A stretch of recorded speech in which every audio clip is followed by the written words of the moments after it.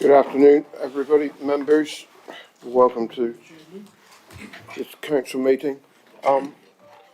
We'll start off with the minutes, but before I do that, I just thought we always used to, when we did D&M, just mention the very fact of where to go. We have the fire bell go off or whatever, not that's likely to go off today, but out the door at the back, you know where that is, and get out as far as you can out in the car park. You know where the toilets and the water are.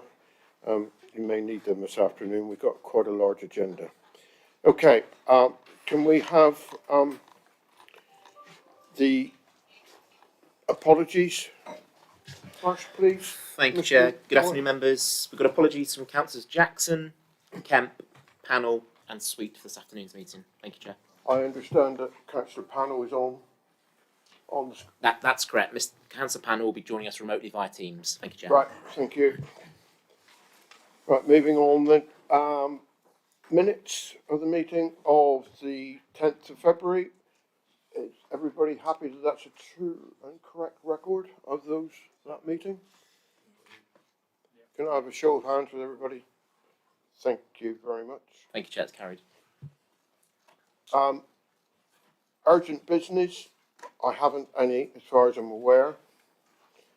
Exempt information, there may be a need to go into to divide the agenda when we come to the fusion part.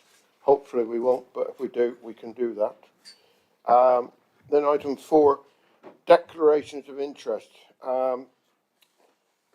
Members to declare any disclosable pecuniary interest, other registrable interest and non-registrable interest, including the nature and extent of such interest they may have in any items to be considered at this meeting. Are there any? It would appear not. Business brought forward by myself. At the moment, there is none.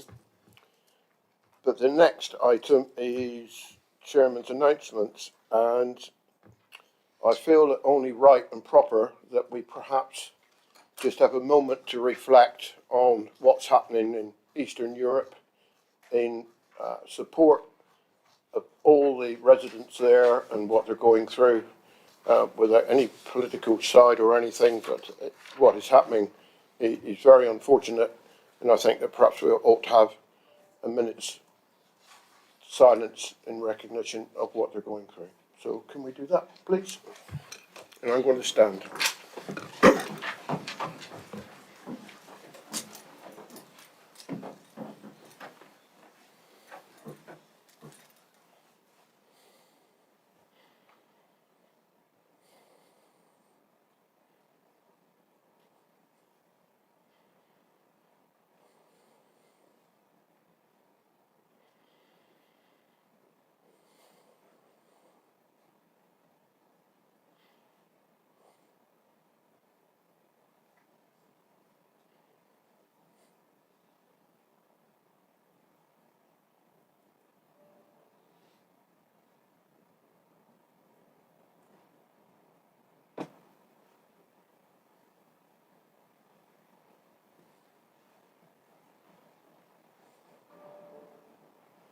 Thank you very much.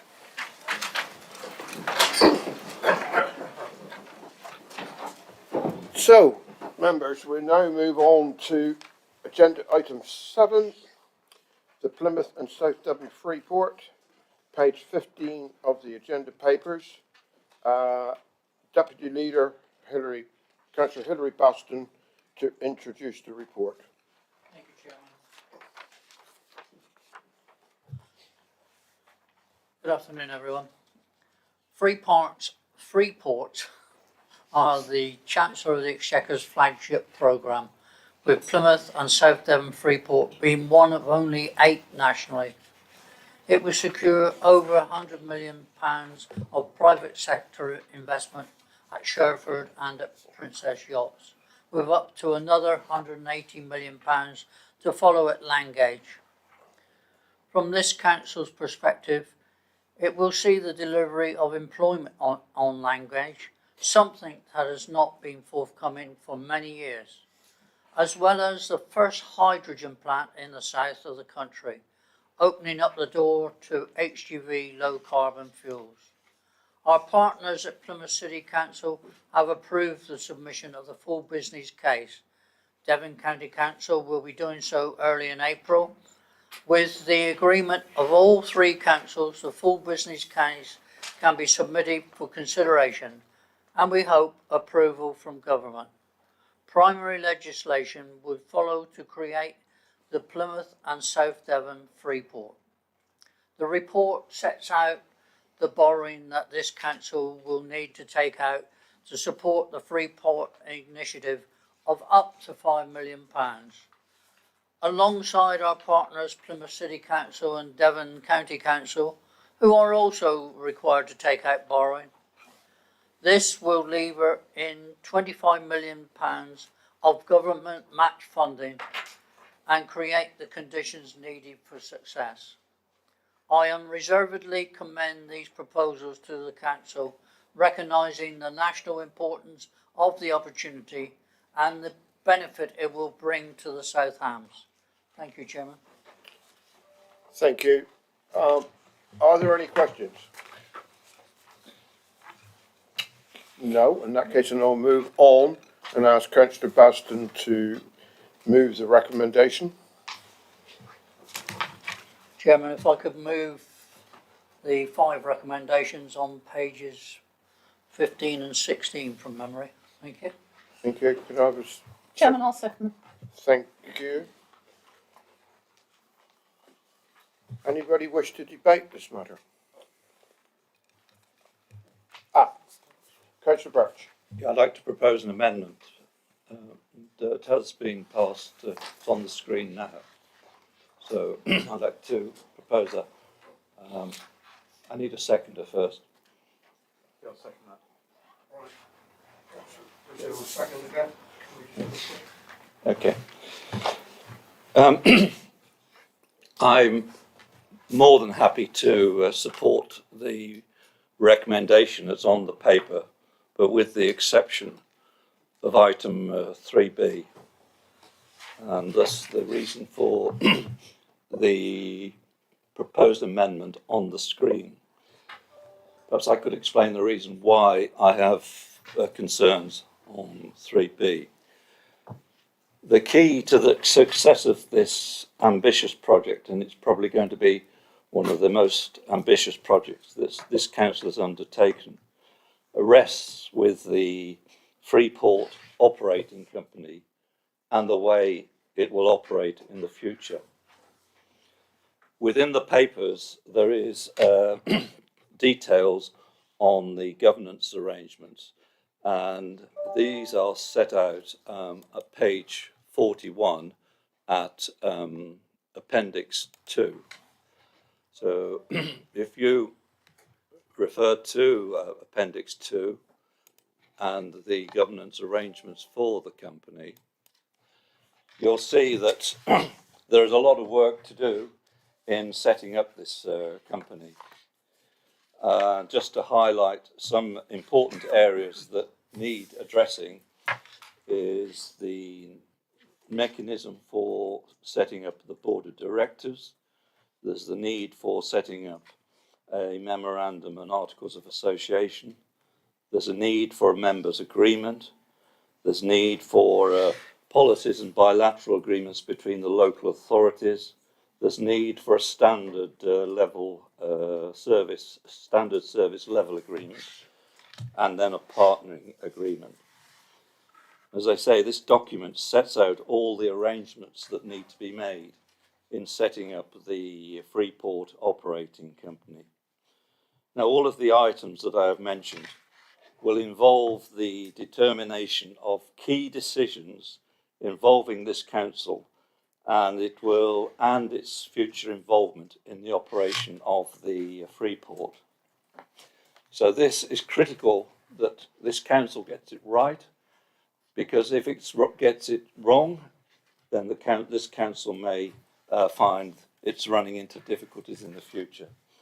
That being the case, the recommendation at item 3B effectively passes the responsibility for all these decisions to the Director of Place and Enterprise. Furthermore, he is only required to consult with the leader and the executive member for economy together with the S151 officer. So in effect, there is no member involvement in these key decisions other than the consultation with the leader and deputy leader. And in my view, this is not the way forward for this key project. Members should be involved in these matters, and the key decisions should not fall on Mr. Brooks' shoulders. This is why at this stage, council members should retain their powers to have a say in the formation of the Freeport Operating Company and the associated agreements. And I move the amendment. Thank you, Councillor Birch. I want to- Who else wishes to speak on this? Can I respond? Yes, you may. Chair, proposed to the original motion has the right to reply at the end. Yes, I realise that. Oh, the original. Oh, sorry. At the end of the debate.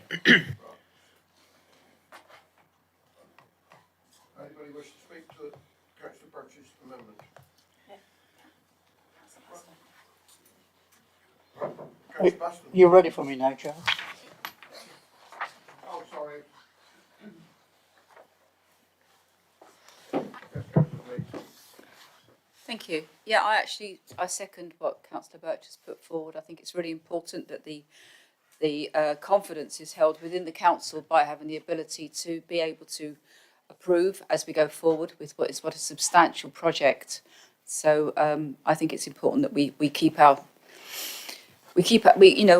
representation across the council rather than just kind of giving our power away, because I'm very anxious and nervous about this actually. I would much rather see us investing this money in housing, but notwithstanding that, I think we need to make sure that we do things carefully, one step at a time.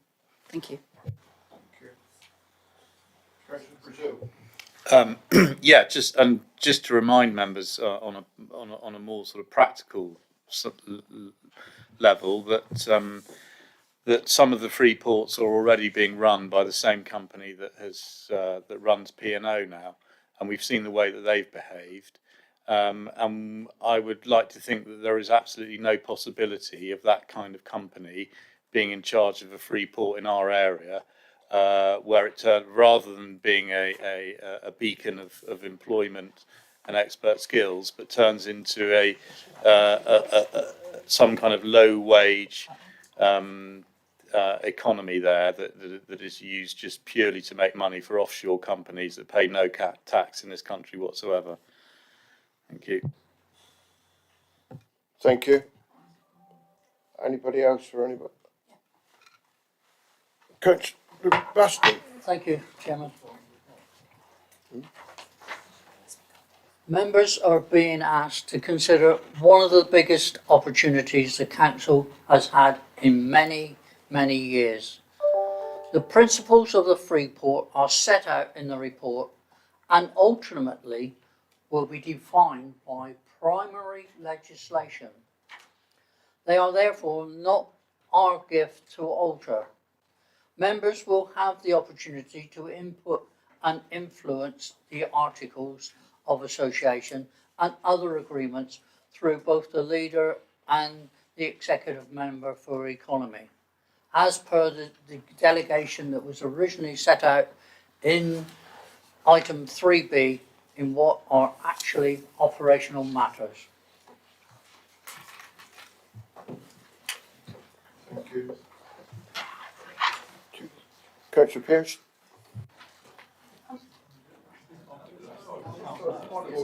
No, I'm following the script that I've been given here, that this is what can happen. Mr. White will want to advise you she can't do that. Through you, Chair. Procedural 15.9 little b. If an amendment is moved, or under auspices of right of reply, if an amendment is moved, the proposer of the original motion has the right of reply at the close of the debate on the amendment, but may not otherwise speak on it. Right, and he's close to the debate, so that's fine. Right, so we have a proposer and a seconder for the amendment that's been put forward by Councillor Birch. Can we all have a show of hands in favour of that motion? The amendment, sorry. That's 9 in favour of the amendment. Thank you, Chair. Those against?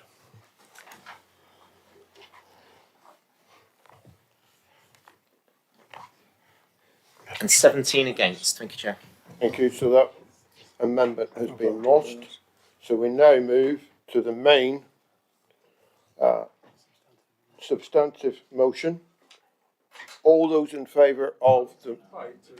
Oh, sorry. Yeah, I'm jumping the queue again. Have a debate on the main motion now, please.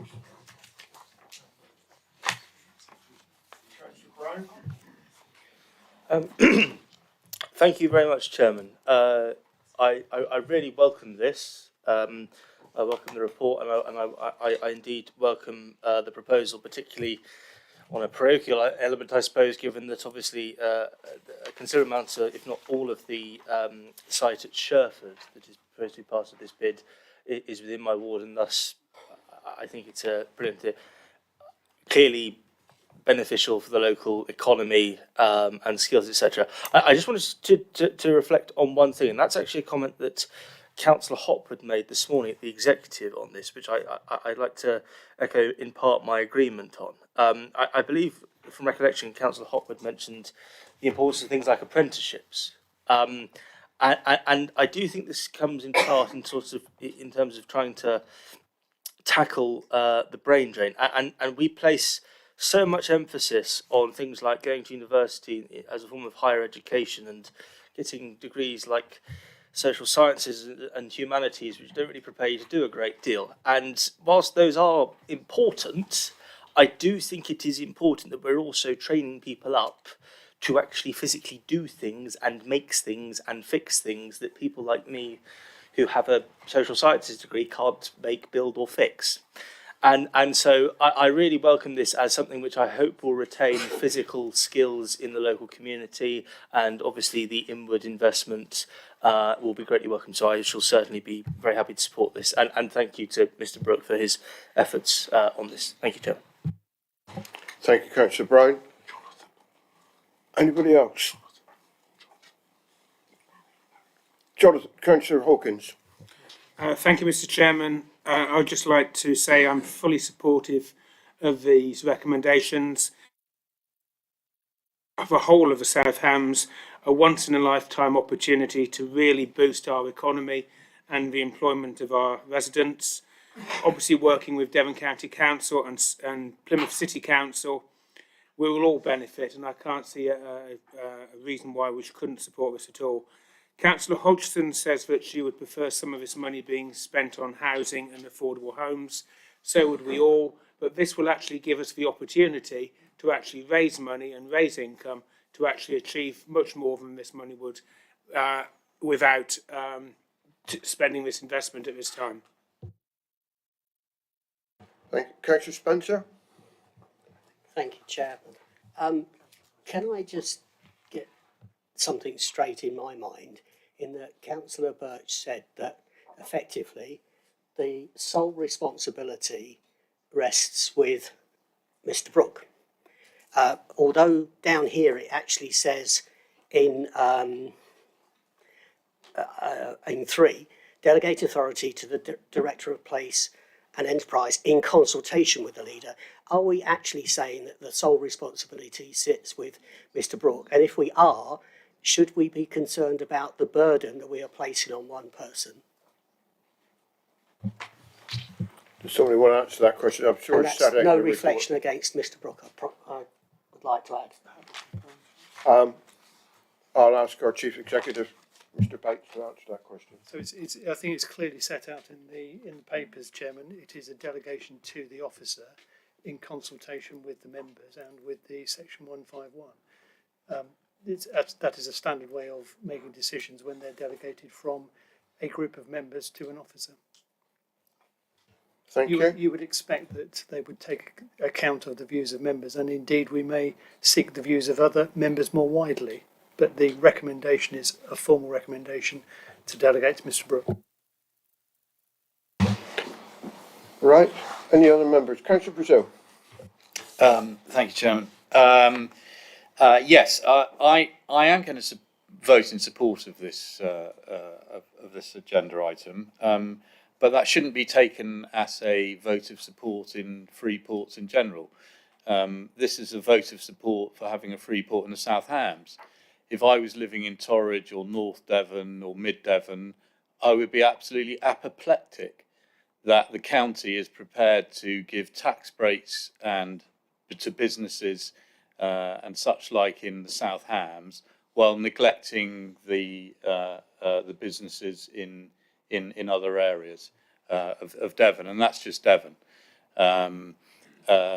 It's no surprise to me that when you look through the papers, that some of the excess profits that they hope to make from the retention of business rates is going to be used to compensate those businesses displaced from elsewhere. So it's even understandable within the papers that we've got that this isn't so much a silver bullet that suddenly creates a fantastic a position where we increase productivity in this country. It's merely just a case of moving jobs from one place to another, or in this case, to the South Hams, Langage, Sherford, and Plymouth. As a South Hams member, I support that. Why wouldn't I? I mean, I represent people in the South Hams, and I want the best for them, and this certainly does it. I'm also disappointed, and I think Councillor Spence made the point very well there, that we are entrusting a single officer delegated responsibility to make some very serious decisions here about how this free port might function. And I'm not happy with that, but it's not enough for me not to vote for it. But I do think that we need to keep a very careful eye on that. We are investing £5 million, or looking to invest £5 million of taxpayers' money, albeit borrowed money, but it will be paid back. Its responsibility lies with the taxpayers, South Hams taxpayers, and we should make sure that everything is for their benefit and for their that it does do what it says on the packet, and that they get the benefits that entail from it. So, yes, I will support this motion, but I do have reservations about free ports in general and the way that we are setting up the articles and memorandums of this particular company and how it will be run. Thank you. Thank you, Councillor Brazil. Councillor Baldry. I agree with everything that Councillor Brazil just said. I'm not going to repeat everything I said in the executive this morning. I think the whole system of free ports stinks. It is not a satisfactory piece of economics. It's very poor, but nevertheless, it is good for the South Hams. And as I understand what Councillor Bastine said earlier, the governance arrangements are subject to primary legislation, so they could only be changed if the primary legislation was changed. I'm speaking not as an executive member, but as a ward councillor. I'm going to agree with what Councillor Brown said. This is very good for the Newton and Nampton ward, because Langage lies within our ward. It is good for our ward. Langage has been languishing, ready for some investment for a long time. This will achieve it. It's good for the South Hams. It's good for Plymouth. It's good for the local economy, and that's why I'm going to be supporting it. Thank you, Councillor Baldry. Councillor Hodgson. Yeah, Councillor Hodgson, please. Thank you. Are we supposed to be standing or sitting down? Sitting down. I'll clear that up. Anyway, some have said it's difficult to do so, and the chairs catch you in the back of the leg. If you're comfortable standing, by all means do so. But if you feel you can't, I'm not going to. No, I just wondered if it was I'm something not to do going to with reprimand Mars. you for not doing it. Anyway, not a problem. Either way, yeah, I'm just going to say that as much as I think it's really good that we do find ways to invest, obviously, and create jobs, I think that's really good. I'm really unhappy about the devil in the detail of this. You know, rarely do I sort of start spouting about green politics, but green politics does not support the nuclear industry. This project supports the nuclear industry, so I won't be voting for it. I'm equally concerned about the fact that we're looking at the free zone will offer an opportunity to create a flagship centre for luxury yacht manufacturing, creating 450 direct jobs. Fantastic, the jobs, but do we really want to be producing? You know, is our duty, and on behalf of our residents that we represent, to start supporting luxury yachts? Who's going to buy these? Russian oligarchs? not at the moment, but maybe later. I'm really concerned about what it's actually, actually achieving from this. So I'm very sorry to say that I'm not going to be able to support it, but I really can't, because I just, yes, I would go for it if it was housing, of course, but I think, something even more relevant for us in the economy, the local economy, the rural economy, would be much more welcome in my eyes. And I fear that this actually will be kind of redundant very quickly when you look at the real need for renewable energy in this area, which we know that there are not enough renewable energy projects and links and all the rest of it that goes with that coming forward. And look how vulnerable that's made us globally, not only the UK, but other countries. I think that's a far more urgent need to start addressing that, and that in itself would bring in a very good return very quickly. Thank you, Chairman. Thank you, Councillor Hodgson. Councillor Birch. Thank you. Mine is a question as opposed to a comment. It's right on the back of the fact that I get the impression that some members think that this is going to be a pot of gold for South Hams. Well, if my understanding of the situation is correct, that's not the case. And perhaps this could be confirmed one way or the other. The profit made by the Freeport operating company, that profit that company generates, will not come to this council. In fact, it's going to be rolled within the company. In other words, any money made by the Freeport operating company will not benefit this council in pounds, shillings and pence. The only income that this council, the only financial benefit this council will obtain is through the business rates. I wonder if that could be, is that correct or is it not correct? Thank you for that question, Councillor Birch. Mr. Burke, do you think you could? Thank you, Chair. The company won't make a profit. It is likely to be a cost. That cost will be supported through retained business rates, which is where the money flows from. And that retained business rates has to be ring-fenced. It'll be held in a reserve, one of Lisa's reserves, Mrs. Buckle's reserves, sorry. And it has to be spent delivering the Freeport and all of its vision. So that is correct.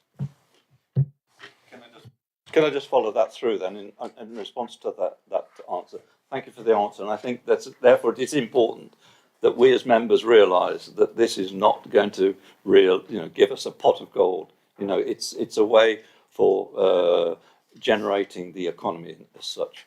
So I just wanted to make this clear because I just got the impression that members were thinking otherwise. So thank you. Thank you, Councillor Birch. Councillor Smurden, please. Thank you, Chair. On the issue of renewables and green issues, I welcome the fact that in the document it says that the facility to generate and provide green hydrogen is pretty much front and centre of this application. It sounds a major innovation, one of only 2 or 3 within the country, and I think we should welcome that. I do have a question. I appreciate I probably should have asked this under questions, but it's a question from Mr. Brooke, seeing as we're diametrically opposite and pretty much as far away from each other as we can get.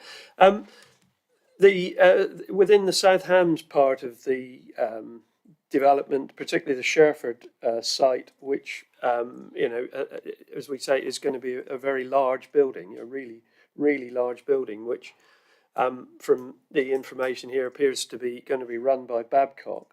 Can you give us? It says it's going to be an integrated logistics hub, etc. Can you give us a bit more detail as to exactly what they're going to be doing within this very large building? Mr. Brooke? I need to be a little bit careful about what I say, but the capacity of the dockyard to deliver on the government's 50-year defence capability needs to be improved. To do that, they need to relocate some less strategic operations to a building that can be located somewhere south of Birmingham. The Freeport is the bit that means that they will be sticking locally. So that's the really good bit. And essentially they're therefore moving some less, as I say, some less sort of strategic operations out of the dockyard. That creates the capacity then to deliver against the current long-term MOD strategic defence play. And that's actually about all I know, to be honest. Thank you. Very diplomatic answer. Right. Anybody else or any more? Councillor Pearce. Thank you, Chairman. I think it falls to me to wrap this up before the vote. And I'll try and do a bit of myth busting if I can. Now, first of all, I think it's become obvious during the debate that no, the company that runs P&O will not be running this because actually we're setting up the company. And the governance arrangements are actually set out in the report at section 6. We should be doing that with a number of other partners in the area, such as the University, Babcock, Princess Yachts and Langage Energy Park. We'll all have a hand in that. But I repeat that we can't do an awful lot about how the company is set up and operates, because that is going to be set out in primary legislation. And we knew that at the beginning when we made the application. And you have to operate within the government framework if you want to be an operator of a free port. But I still think this is a tremendous opportunity, even with the business rates and all the rest of it reserved within the site. There will inevitably be a huge spin-off for supply companies and other associated enterprises outside the free port, within the South Hams, and this is going to bring some really well-paid jobs into the area too. And that's always been one of our problems, isn't it? That we don't have well-paid jobs. This will entice marine engineers and people like that from the University of Plymouth and climate scientists from Exeter to stay in the area and not to be brain drained elsewhere. So from that point of view, I think it's an excellent opportunity. I'm now going to move on to the responsible officer, and I feel a bit sorry for him sitting over there in the corner and sort of being slightly put upon. But we all know that in SLT, the officers don't operate in a vacuum. They get together quite a lot of the week and talk amongst themselves, and then they come to the executive and talk to us as well. So I think the idea of Mr. Brooke sitting in an ivory tower and kind of commanding the Freeport company is actually pretty unlikely. And in any case, we must remember that this is an enterprise between 3 councils as well as other partners. And so whatever we do, we want to do, has to be agreed by Plymouth and Devon County Council, very much as we have to agree with Plymouth and West Devon for the JLP. And that's all worked out fine. And I don't see any reason why this shouldn't work out fine. And actually, for the most part, the work is carried on in a similar fashion by the board at the JLP, which admittedly has 2 members on it, but here we're talking about Mr. Brooke working in conjunction with 2 members of the council, whoever the leader and the portfolio holder for assets are at the time. So, to be honest, I can't see a huge amount of difference, and I can't see that there's any indication that says it's going to go wrong. I do think this is a tremendous opportunity, and the wealth and the associated income it can bring into the area is going to be really important, and I would really commend it to you all. And anybody who doesn't see this as an opportunity cannot be batting on the side of the South Hams.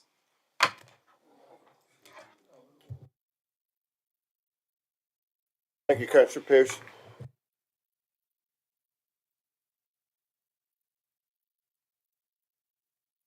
Thank you, Chair. I can confirm the substantive motion is parts 1 to 5 as per the presented agenda report. Thank you, Chair. All 5 in one go, yes? Correct. Thank you, Chair.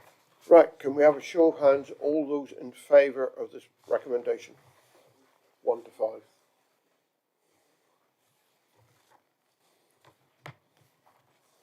That's 25 in favour. Thank you, Chair. Those against? And 1 against. Thank you, Chair. Any abstentions, or was that? No abstentions. Thank Right, you, Chair. thank you. So that recommendation is passed. Okay, we'll now move on to item 8, Diffusion Lifestyle Leisure Contract Support Update. And I did say at my beginning we might have to go into part 2 depending on how far members wish to venture into the finances on this particular subject. The leisure contract with funding of £435,000 to allow its centres to remain open through to March 2021.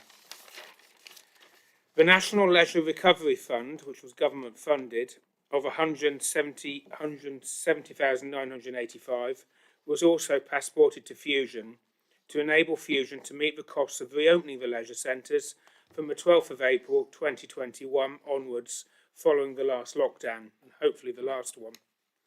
Today's report recommends the future management fee income profile is adjusted to reflect the impact of the pandemic, so the contract variation proposes for Fusion to pay a lower management fee in the early years of the contract to that which was originally forecast and budgeted for.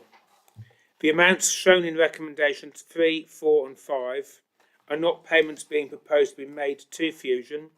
The amounts are a way of financing the cash flow shortfalls in those years in the Council's revenue budget, due to the proposal to receive a lower management fee income in the early years. The proposed management fee profile in Appendix A are the base amounts.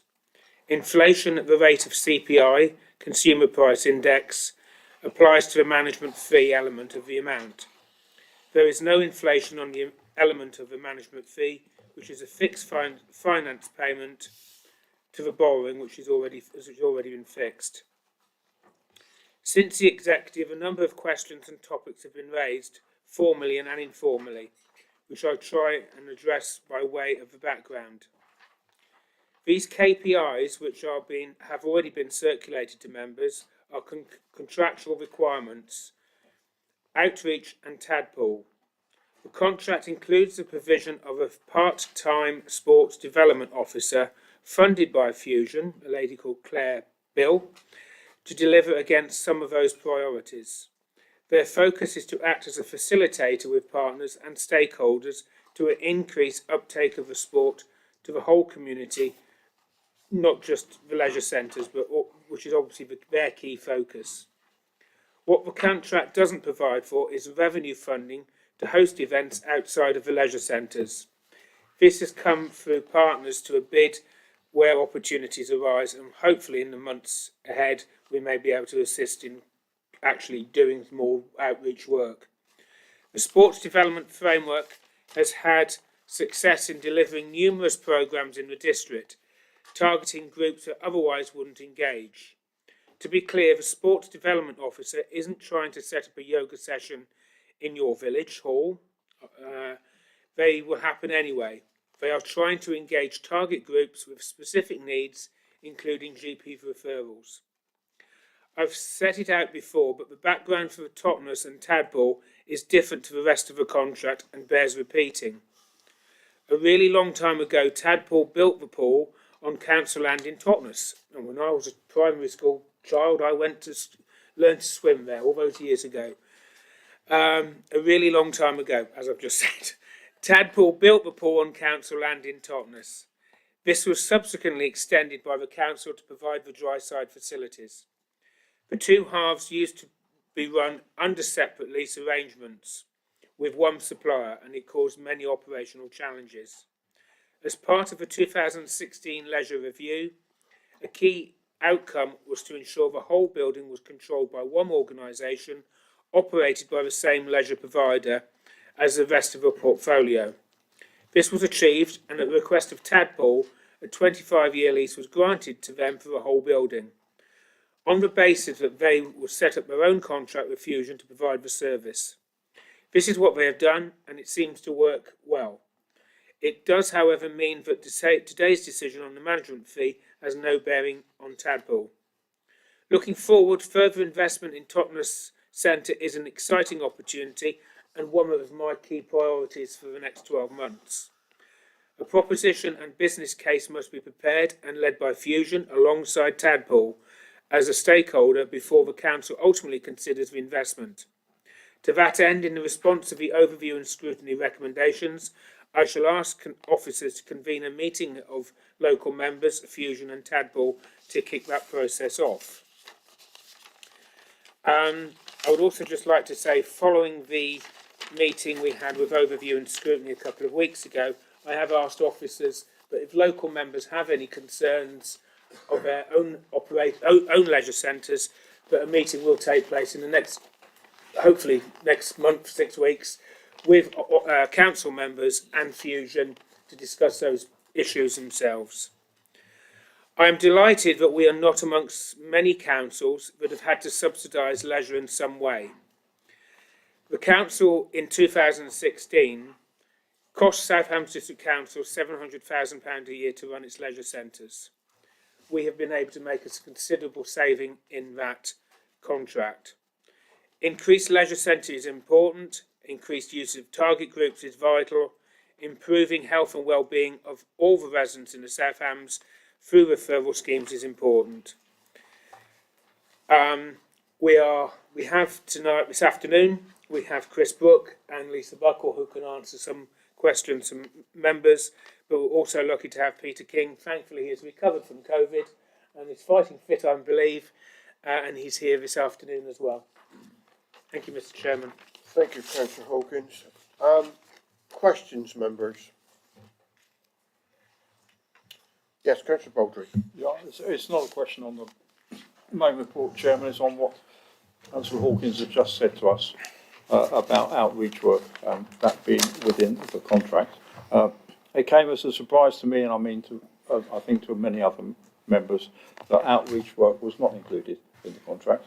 Whether we were deliberately misled or not in the previous council and by the previous portfolio holder, I'm not sure. Councillor Hawkins has just said if outreach work is going to take place, that would have to be subject to a separate part of the contract.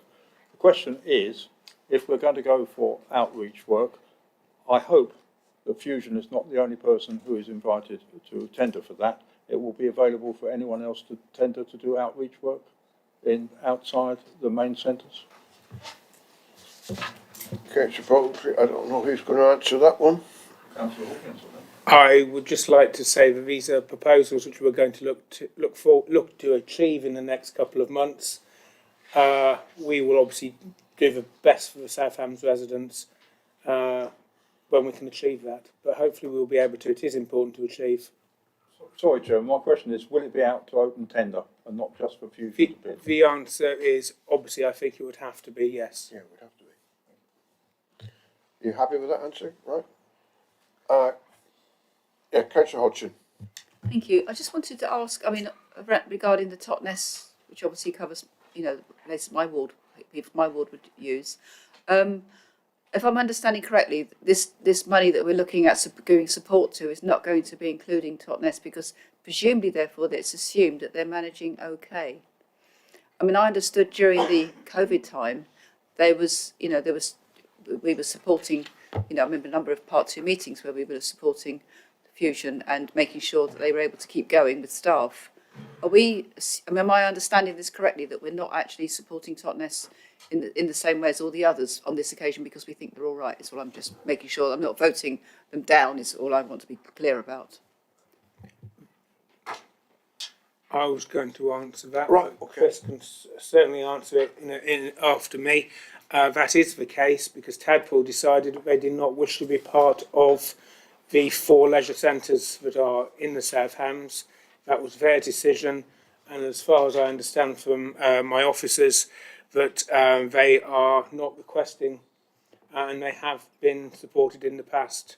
But Chris, can you just reply to that? Through you, Chairman. Yeah, thank you, Councillor Hawkins. That's absolutely right. This isn't about paying Fusion anything. This is about a specific amendment to the contract we have for the leisure centres outside of Totnes. So we're not giving money to Fusion. We're redistributing a cash flow piece, but because Totnes are not part of that contract, they cannot form part of that decision. They're excluded from it. So you're completely correct, Councillor Hawkins. Thank you. Councillor Spurden. Thank you, Chair. I understand, the financial reasons, why we're we're doing this and why we're taking this measure. We are effectively defraying payments in order to help Fusion, etc. Question, Councillor Smartin. I trust that both the council and Fusion will say that this is the only time that we're able to do this. If we cannot continue to defray payments, otherwise we will be stacking up. There will stack up a bill which will become increasingly difficult to pay. And I would hope that is this a we can have that one-off? debate in a minute, Councillor Smartin. The question is, can this happen again? No, I don't want it to happen again. I want to know, is it a one-off? Chris, are you hiding in the corner, or are you going to come out for this one? Yeah, I mean, if I may, I think it would be interesting to hear what Fusion have to say on the issue. Hi, thank you for the... Can you hear me okay? That, sorry. Sorry, my name's Peter from Fusion, and Chris asked if I could come in on that point. So just to mention that, at the moment it's the recovery from COVID. We couldn't predict COVID. COVID landed on us, and we're now dealing with that situation. It's not our intention to return to the council and ask for further funding. It's not the way the contract was set up, and it's not our strategic approach going forward. What I can't do is I can't promise what's happening in the future. So I don't know what the impact on leisure will be in the next 5, 10, 15 years. We've made predictions, reforecast, and in that reforecast we haven't proposed to come and ask for further funding.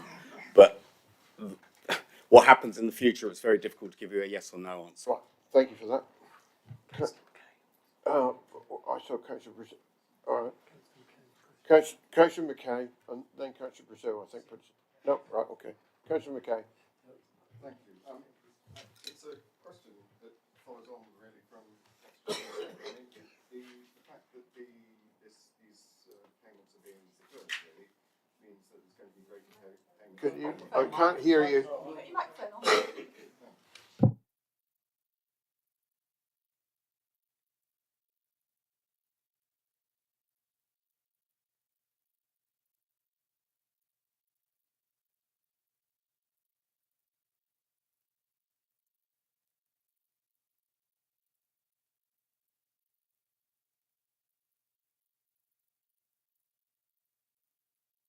Again.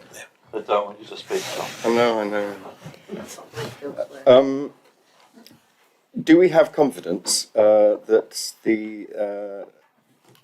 that Fusion is healthy enough to sustain these payments in the future? I think that is the basic question. I mean, it came to my attention at a meeting yesterday that they're not particularly competitive in the marketplace. Which is a worry. I mean, I would have thought something that was being run by the council, it should be cheaper than everywhere else, not more expensive. So that is a worry. Obviously, the cost of energy is going through the roof. Leisure centres are very energy intensive, and as far as I'm aware, there is no real activity within the company to reduce those costs. Sticking a bit of solar doesn't really do it. So my question is, given all those things, does the council feel that the company is viable and will be able to pay this money back? Right, you've asked a question. Let's get an answer to it. Can I suggest Mrs. Buckle answer that more full? But we have had, this is an independent report advising this is what we should be doing. Right, Mrs. Buckle, please. Thank you, Chairman. We have done all of our due diligence on Fusion's financial position, and that is outlined for members in the exempt papers. Thank you, Chairman. Thank you, Mrs. Buckle. And unless we really need to, we don't really want to go there unless we have to, unless somebody's got a burning question. Any other questions? No? Right. No, that'll come in a second. I've got to get the recommendation proposed in second, and then we'll go into the debate. Okay, Mr. Chairman, if you're happy, I would like to move the recommendations 1 to 5 as on the page. Thank you. In front of all of us. A seconder, please. Yes, I'll second. Right, thank you, Councillor Smartin. Now we can go into the debate. Sorry, Chair, before you do, Councillor Panel was asked if he can ask a question over Teams. Oh, sorry. Sorry, Councillor Panel was asked if he would like to ask a question over Teams, with your discretion. Yeah. Yes. Yes, you could. Yes, Councillor Panel, we're here. We can hear you. Thank you. Yeah, hang on, I just put the camera on. Yeah, I did start putting that in before you finished questions.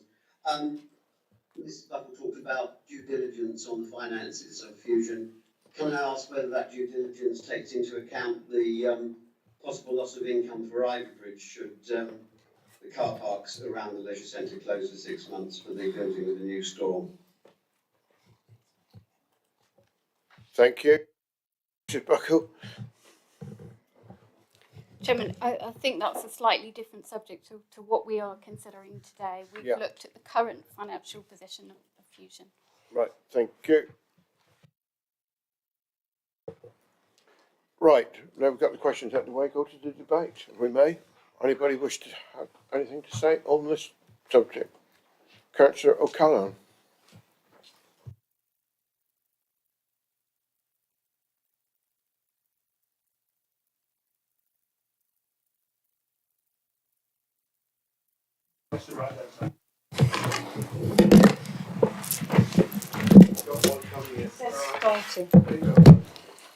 All right, thank you. I'm going to be in stereo in a minute.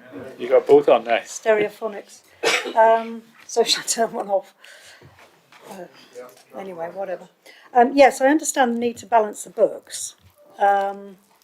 What's happening now? I'll just take it away.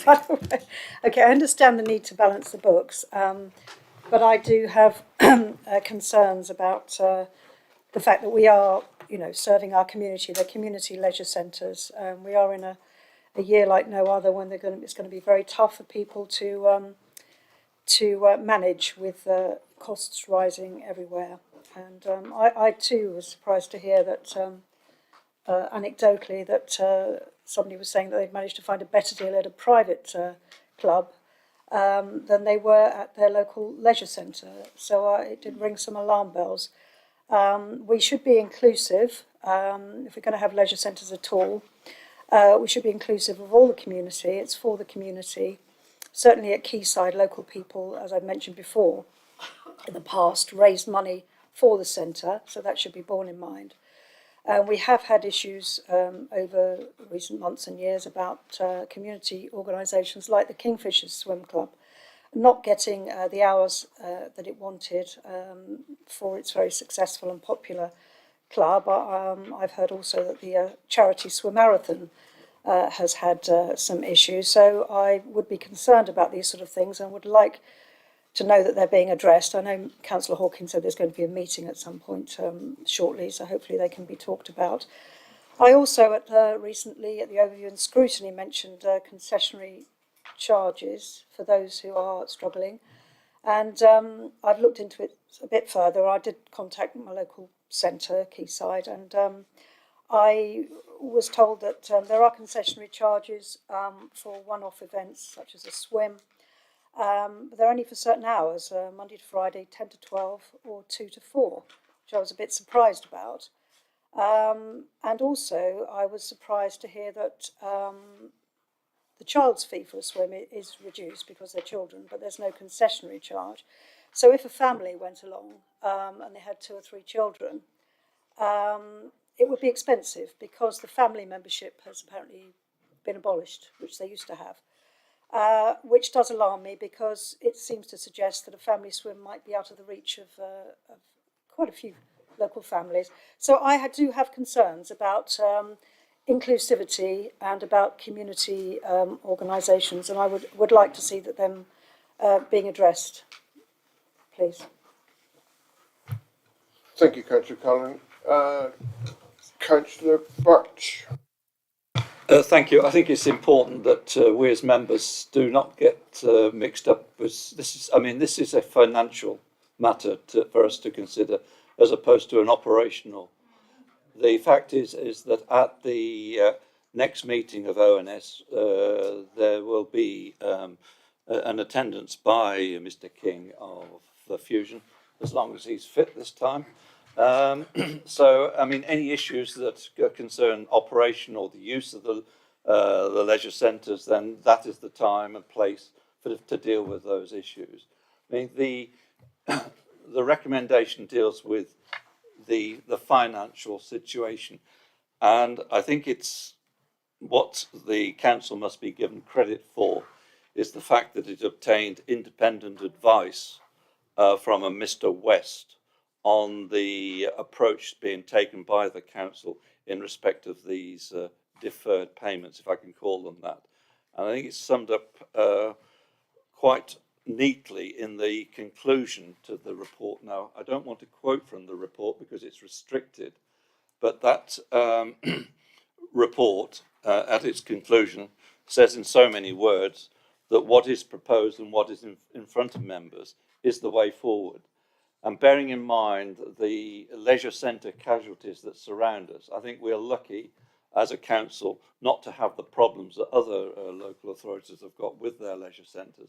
So if this is a way of ensuring that the leisure centres are kept open and can be used by those we represent, then the recommendation, in my view, should be accepted, and I shall certainly be supporting it. Thank you. Thank you, Councillor Birch. Councillor Pearce.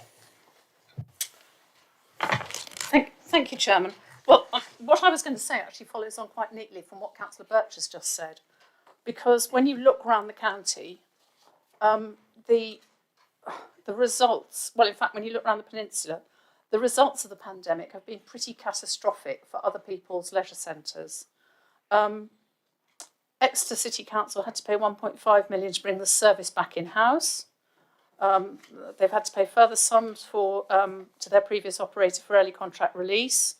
And they've had to invest in additional IT and PR service to reopen their centres, and a 1.5 million cost for the kit out fund for their new leisure centre.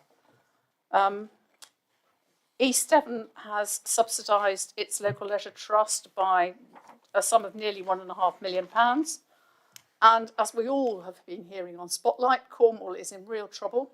I had to give them £600,000 subsidy grant to its operator, plus a £3.4 million loan, and they are closing down one of their leisure centres. Is it more than one? Did I hear somebody? It's Falmouth, isn't it? They're closing, but I think it's only one. And Plymouth and Torridge Council have both had to pay annual contract fee payments to their operators and are bringing their services back in-house as from April. So we know that this has been a torrid time for leisure centres over the pandemic. It's been really terrible. The increase in energy prices now aren't going to help. But I think that this is a sensible and pragmatic way of squaring the circle that we've got and making things work. And we're in a partnership with Fusion, and there's obligations on both sides to make that partnership work. And if we can come to a sensible agreement on how to make it work, we go forward with that agreement. Now, to answer Councillor Smurden, none of us know what's going to happen in the future, Councillor Smurden. But this is the most pragmatic way of solving the problem for the moment, but we may have to revisit it, who knows? Or it may all go smoothly and it'll be great. So I shall be voting for this because I think it is the best way out of what is not an easy problem for either side. Thank you, Councillor Pearce. Unless there's any... Councillor Hodgson. Yeah, Chairman, just to say this is actually coming from the government's COVID grant funding, which is actually designed to support these very things. So I do think that's to be borne in mind. One thing I just would say, though, and I know it's probably going to be part two, but I've just been totting up the top management fees on page 32 of the exempt papers. No, can't go and there. I think that might be just something that Fusion could think about into the future for supporting their management being perhaps a little bit less weighty, shall we say. I think if you want to go any further than that, Councillor Hodgson, I'm going to have to go part two, and I don't want to do that unless I have to. Thank you. Sufficient debate on this. I'm going to take Chairman's prerogative. Can you confirm, Darryl, Mr. White, that that is the correct wording that we're voting for? It is, but before I do, I wonder if Councillor Hawkins, as the original proposer, who does have the right of reply, wishes to say anything in sum up? I would just like to thank Councillor Birch for his comments. and I look forward to having that meeting with local members about their issues concerning fusion in the next 6 weeks at the maximum, please. Thank you. Thank you, Councillor Hawkins. Sorry I can come back to you. Right, I'm now going to go to the vote. All those in favour of what's before you?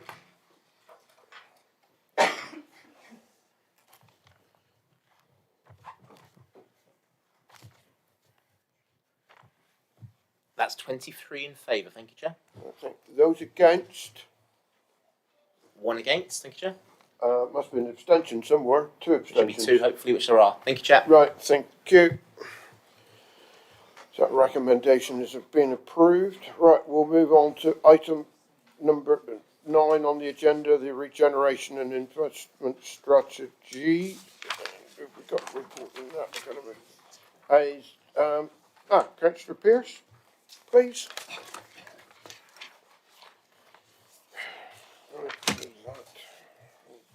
Thank you, Chairman. Yeah. The report and strategy have already gone through the Executive Committee and been approved by them. But as a strategy, this also needs to be approved by Council. There is little change from the last version, except that the updated Public Works Loan Board rules now only allow investment within the district and for certain functions only, notably regeneration. It continues to provide a framework to consider and provide for financial security and liquidity and the mitigation of risk. It's important, though, that the strategy reflects the ability of the Council to take timely decisions, which will occasionally mean a faster scheme of delegation than the normal passage through committees and Council. But it is anticipated these types of decision will be infrequent. The single most important exception is housing, where sometimes swift financial decisions are required in order to be able to purchase properties. An example is the current ambition to purchase some properties suitable for the LEAP pad scheme to provide temporary housing for homeless households until a more permanent solution becomes available to them. We have some government funding to help us with these purchases, but inevitably, given the present housing market, there's a need to move swiftly when an opportunity presents itself.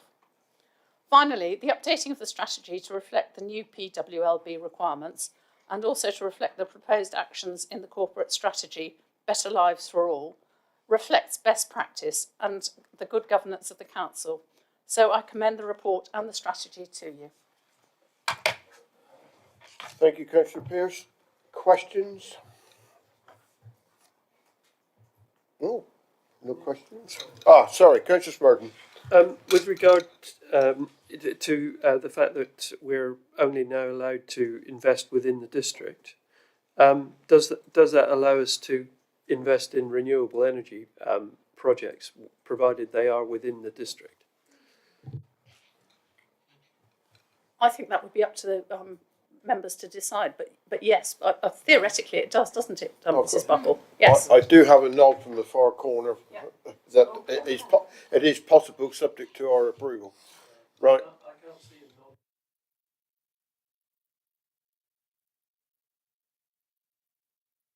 Right. Any other questions? Right. Can I ask you to move the recommendation, Councillor Pearce? Yes, Chairman, I move the recommendation that Council approve an update to the commercial investment strategy in the form of the newly titled Regeneration and Investment Strategy contained in Appendix A. Thank you. Have you a seconder? Seconded. Thank you, Councillor Baston. Right. Anybody wish to debate any matters in this subject? No? Yes. Councillor Brazil. Yes, thank you, Chairman. I won't be supporting this. I haven't supported it before. I'm not going to support it now. In my view, that many of the projects that this council has pursued are not in the best interests of the council, and for whatever reason, this system of delegation and the format has not worked. I should also point out that within this scheme, it talks about reports to audit. The last meeting we had about the Aldi in Ivybridge was February of last year, over a year ago. There have been absolutely no reports or updates to audit whatsoever. I think that's remiss of the council. The financial position in respect of construction has changed massively over the last year,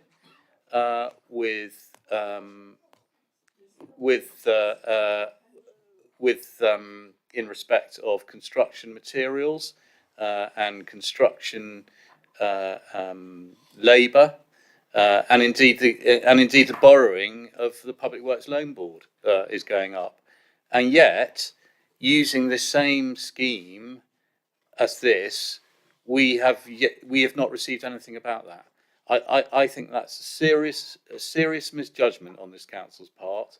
That members have not been able to, in a public meeting, in a public forum, to investigate the changes of risk within particular projects. So no doubt I'll be told that, oh yes, they've done everything that they need to. Well, that's my issue, and that's why I do think it is relevant, because it needs to then be spelled out explicitly within this paper that reports about projects come back to audit. Audit is there to look at risk, and if the risk matrix changes because of external actions, then we need to be aware of that and to make decisions according to that. We haven't. That has been kept within house, within the senior leadership team, and that isn't correct. Councillor Brazil, you've made some statements there. I'd like Mr. Bates to have the opportunity to answer them. Thank you very much, Chairman. Well, I mean, I'm happy to hear some questions, but I mean, I think, my bottom line is I'm not supporting it because I don't think it's worked, and I don't think there's enough changes in here to make it work. Yeah, thank you. So thank you, Chairman. I respect Councillor Brazil's view and his position with regard to the report. And also I respect his view with regard to the need for oversight and scrutiny of our key projects, and we're in the process of strengthening our arrangements for doing that. We've made a commitment through the reporting to the executive that we will do that on a quarterly basis. We'll be bringing reports back on the capital programme to SLT on a much more regular basis. We've reinvested in capacity within the assets team to do that. So I'm confident we will improve our arrangements in the future, Chairman. Thank you. Thank you for that. Yes, Councillor Hawkins. No, Councillor. No, sorry, I knew I'd do that once in the afternoon. Well, it's like Tweedledum and Tweedledee, sorry.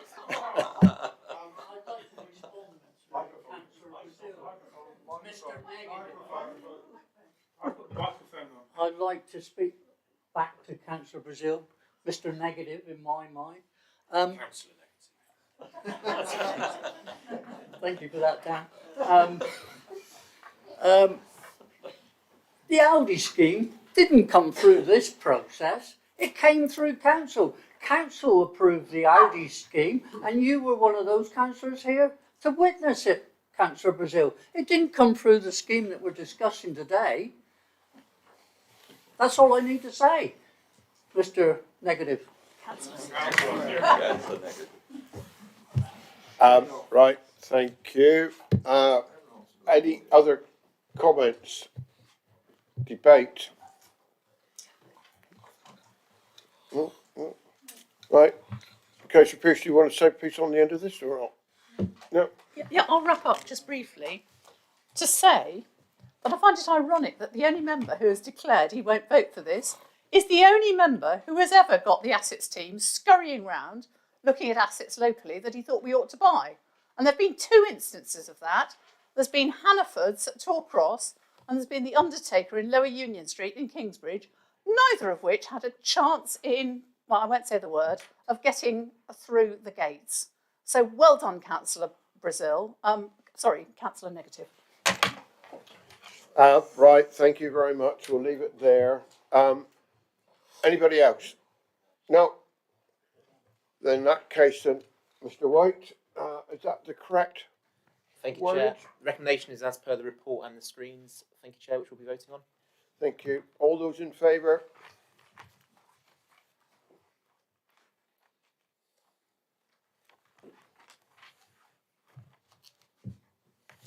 $19 in favour, thank you, Chair. Those against? 6 against, thank you, Chair.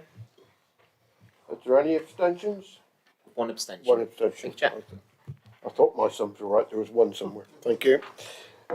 Right, we'll now move on to item 10. No, 11. Sorry, we haven't done that, haven't we? 10. Oh, beg your pardon. Yes, 10. Capital Strategy 22-23, Treasury Management Strategy 22-23. That is going to be introduced to us by Councillor Baston, I believe. Thank you, Mr. And sorry I misnamed you just now. That's all right.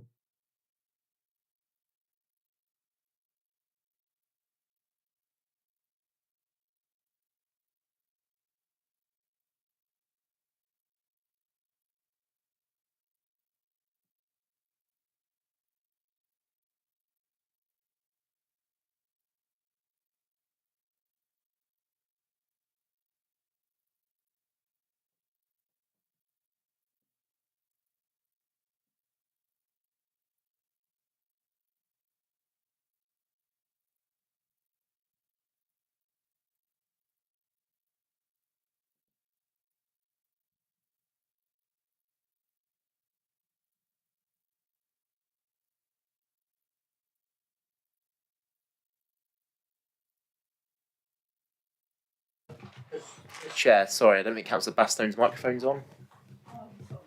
I haven't, sorry. I'll start again. These strategies are required to, 3 strategies are required to be presented annually to Council for approval and set out the Council's capital limits, borrowing limits, and where the Council will invest its money on an annual basis. Members will recall that Treasury Management training for members was arranged on the 22nd of March 2021, where the key points of the annual strategies were discussed. The capital strategy sets out projected capital plans and the capital financing requirement, which is a measure of the Council's underlying need to borrow for the capital programme, which is a maximum of £31.2 million for 22-23. This includes borrowing for leisure and investment property in Dartmouth, waste, housing, Batson Creek at Salcombe, commercial units, and also at Batson Creek, the Harbour Depot, Dartmouth Health and Wellbeing Hub, Ivy Bridge Regeneration, and the Plymouth and South Devon Freeport. The strategies set out a position at a point in time and are based on the 22-23 capital programme approved by Council in February 2022. These 3 strategies can be revised at any point during the financial year. The Council is proposing to continue to invest its money in banks and building societies within the UK, which is set out within the Treasury Management Strategy. The strategy in Appendix B also sets out the minimum revenue provision policy statement. The MRP is the capital repayment of any borrowing. The operational boundary is recommended to be set at £50 million to reflect the current projected levels of borrowing, and the authorised limit is recommended to be retained at £75 million. Now, this report has already been considered by the Audit Committee, and the main recommendation coming out of that Audit Committee's considerations of the strategies was for the Treasury Management training to be held in the summer of 2023 as part of the member induction programme. In the report that we presented to Audit, we were suggesting March 2023, but the Audit Committee came up with a really good solution, was to carry it over to the summer of 2023 so that it could be part of the member induction programme. Thank you, Chairman. Thank you, Councillor Baston. Questions? Councillor Hopwood. Thank you, Chairman. Page 156, which is Appendix C of the Investment Strategy 6.1. I wonder at some point, please, could we have an update on the South West Mutual Bank? Okay, do you want to answer that question? Yeah, Mrs. Buckle? Thank you, Chairman. We have invited Mr. Greenham of the South West Mutual Bank to attend a meeting of the Overview and Scrutiny Panel, and that looks like that will be the June meeting, if that is okay with members. Thank you, Mrs. Buckle. Councillor Birch. Yeah, Councillor Hopwood took the words out of my mouth. You're actually speaking the same sentence? Right, okay. Any further questions? No, doesn't look as though there is. Can you formally move the recommendations, please? There's just the one recommendation, Chairman, which is just the one recommendation, which is on page 133, which I move. Thank you. Sorry, I'm on the wrong. You're on the wrong page. Yeah, I'm on the wrong page. Move the two recommendations that are on the screen in front of you. So, sorry. Thank you. That might be an unfortunate phrase, yes. Okay, so you've moved them.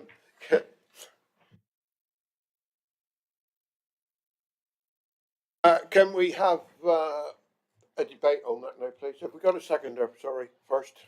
I'll second it. Right, thank you. Right, I'll second, Chairman. We'll move on to the debate. Anybody wish to debate the subject? Councillor Brazil, you look to be getting ready. Well, yeah, I mean, I'll say, I mean, I voted against this audit, so it'd be odd if I voted for it now. There are parts of it that I have no problem with at all. Probably parts 2 and 3, the investment strategy, although that is an annual investment strategy, so that talks about sort of money markets, etc., and things like that. I don't have a problem with that. I don't really have a problem with the treasury management strategy as well. I do have problems with the capital strategy, because within that is contained much of the strategy that is within our investment property strategy, whatever it was in that last one that we just did. Which you've made your views perfectly Which I've clear. made, yeah, clear and again. And I just say to members that one of the examples that's been highlighted is our investment property in Dartmouth. Well, I mean, I would question, you know, we never got an opportunity as members to scrutinise that, or indeed bring that to overview scrutiny, because it was a decision that was taken by a delegated decision that was taken by officers. It's interesting, isn't it? Because it's counted as an investment property, and yet the returns on that, I think, are in the region of 1%. That doesn't fit within our criteria of what we expect. I mean, is it a regeneration property, or is it an investment property? But either way, I think it's that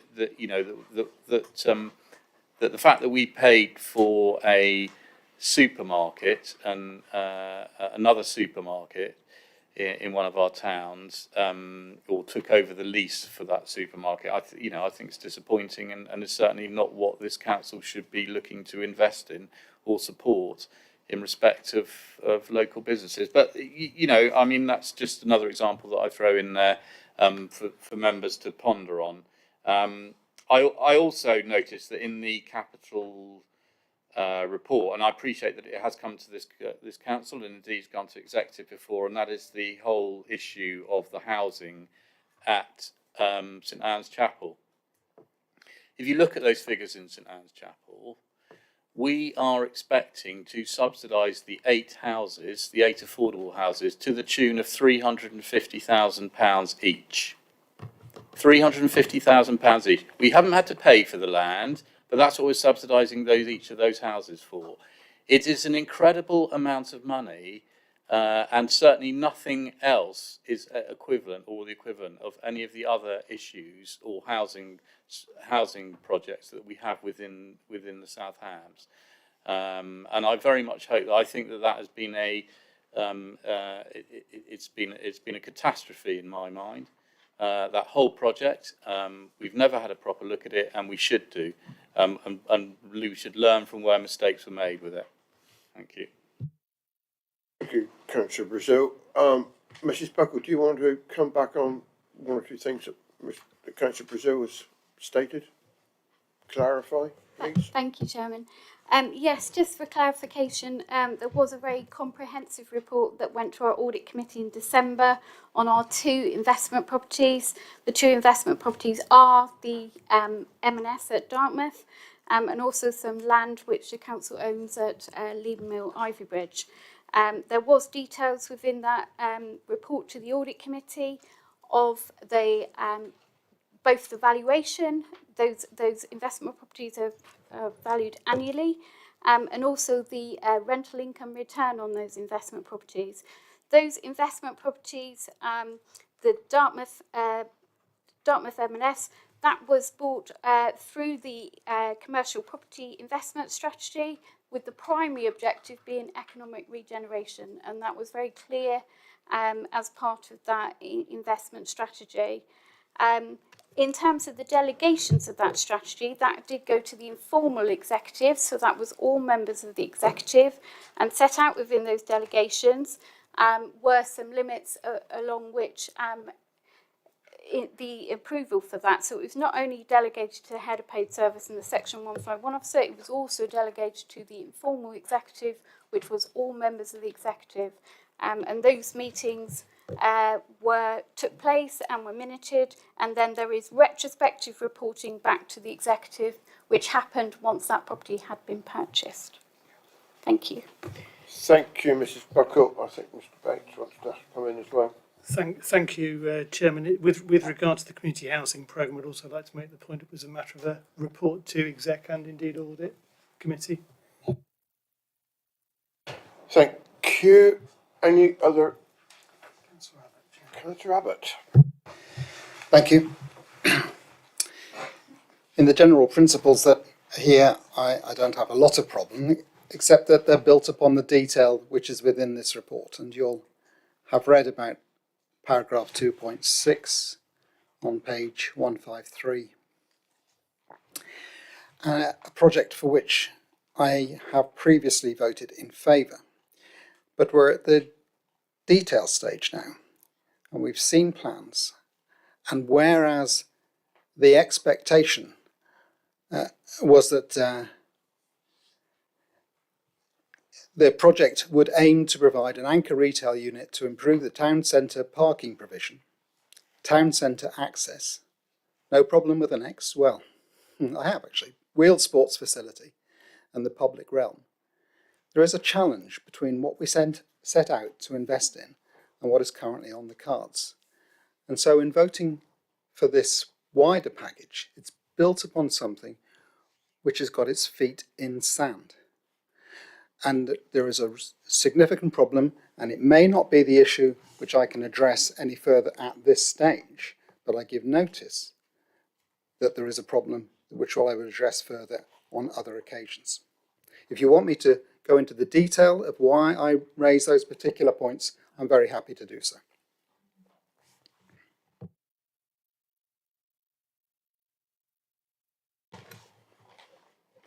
I think you said you'd leave it till later, and it seems everybody's quite content with that for now. Okay, thank you. Any other members wishing to debate this any further? No? Okay, we'll move then. Mr. White, is everything all correct? Unless Councillor Baston wishes to. Oh, sorry, yeah, we'll keep on forgetting that one. Okay, Councillor Baston? Right, okay.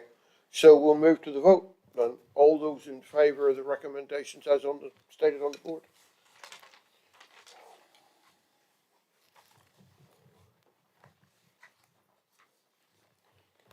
That's 19 in favour, thank you, Chair. Those against? With 7 against, thank you, Chair. There'll be no abstentions, will there? Correct. Right. Okay, we'll now move on to agenda item 11, the pay policy statement and pay and rewards strategy on pages 203 to 220 on your agendas, which is going to be introduced by Councillor Baston. You're busy this afternoon. It's me. No. It's me. Wrong page, sorry. It's right, you've got the wrong Yeah, I number got again, the wrong, that's all right. wrong Don't page, worry. beg your pardon. It's okay, don't worry. I got Don't more worry. paper here and I can shake it. get I that know. on there, yes. Sorry, Councillor Pearce. Right.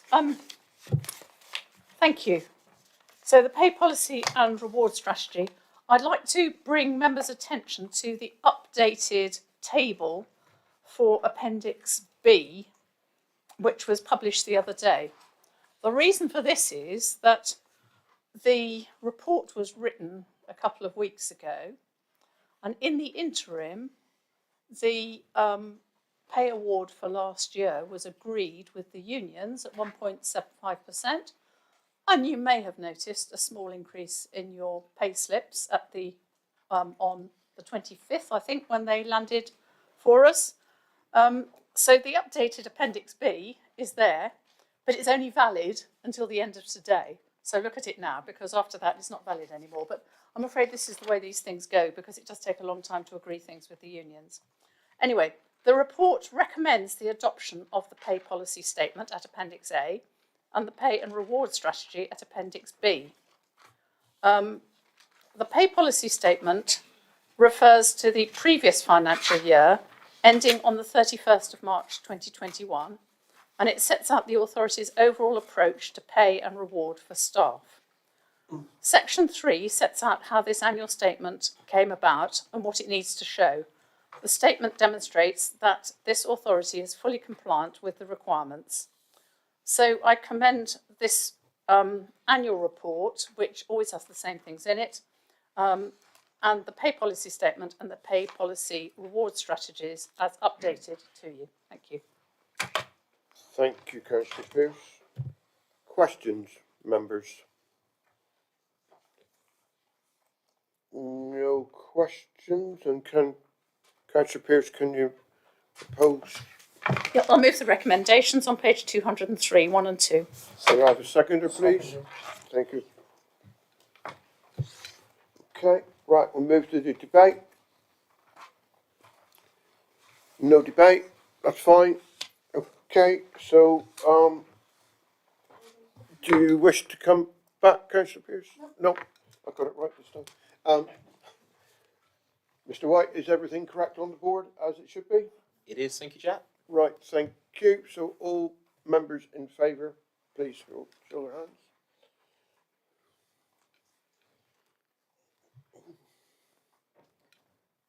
That is unanimous, thank you, Chair. Thank you, Mr. White. So those recommendations have been approved. Right, we'll now move on to Ringmore Neighbourhood Plan, if I'm correct. I am, I think, yes. Right, it's me again, Chairman.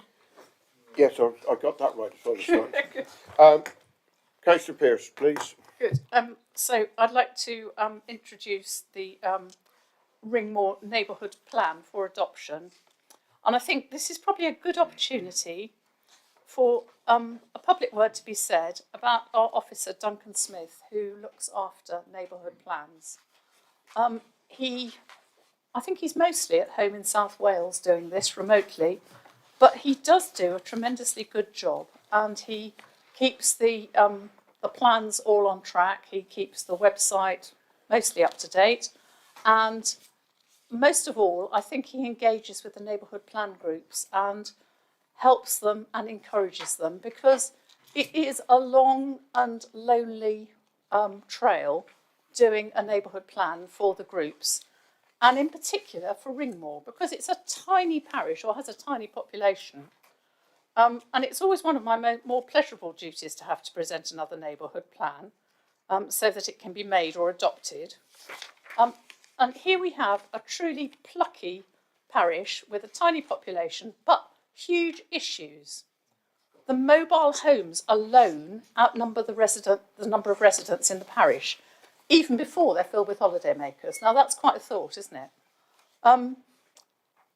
So they have these outstanding issues, but they've provided pragmatic policies to try and deal with them. It's really disappointing that only one of the managers of the mobile home sites did not come to the table to discuss the proposed solutions.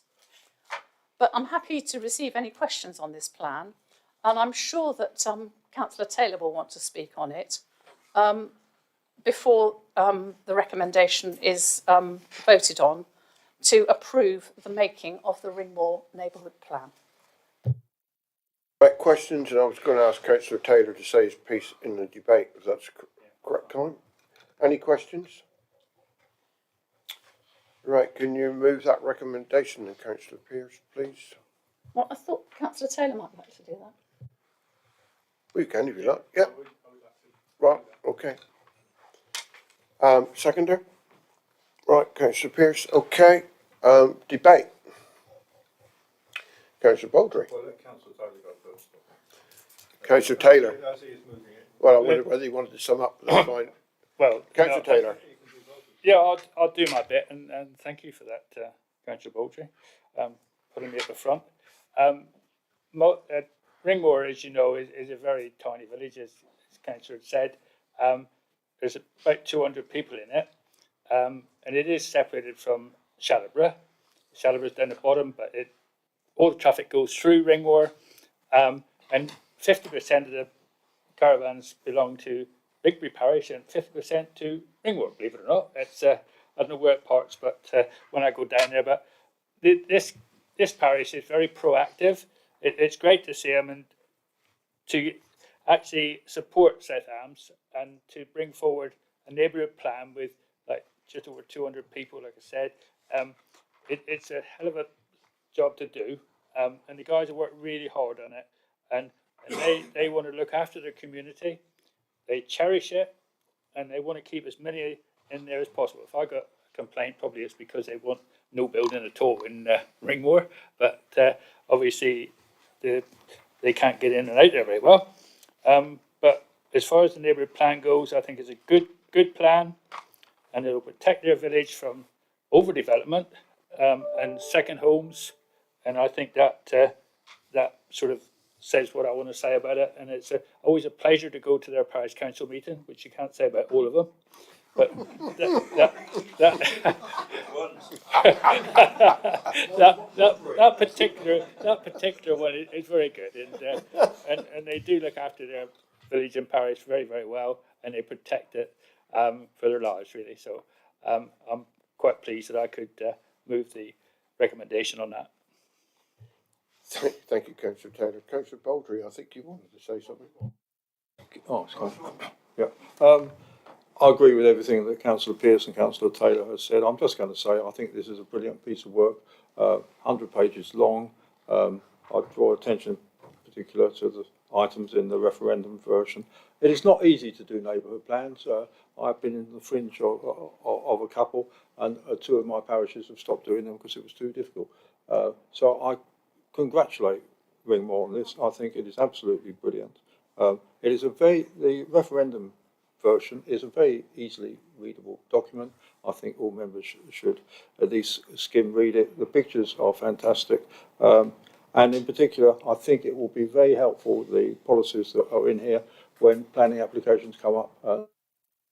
Or don't go to development management. And I'll draw attention in particular to RMP 4, which is the agreement to a primary residence, which I think all our coastal resorts should be doing. Just congratulations, Chairman. Thank you, Councillor Baldry. Councillor Pearce. If I may, I'll just come back before we take the vote, if nobody else wants to speak, on this primary residence question. Because a lot of neighbourhood plans have already got it. Certainly Salcombe, Marlborough, South Hewish, South Milton in part, Thurleston, and I think your one has it as well, don't they? Newton and Noss, yeah?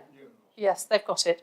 But there is a restriction on this, that you have to have at least 21% second homes in your parish to be able to safely implement a principal residence policy. And the reason for this is that when there was a High Court challenge in St Ives, which was the first neighbourhood plan to institute this principal residency policy, that was the percentage they had when they went to when they were taken to the High Court by a developer in Show of hands, please.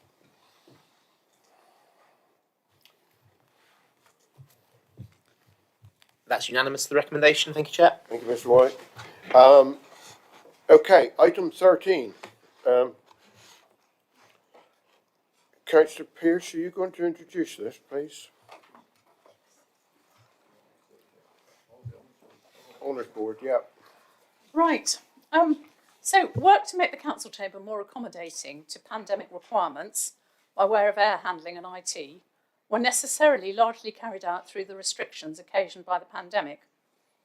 And apart from the annoying late delivery of the chip making the live streaming of Teams more seamless, I hope most of you agree that the new arrangements provide a much updated, more comfortable and more flexible space for our meetings.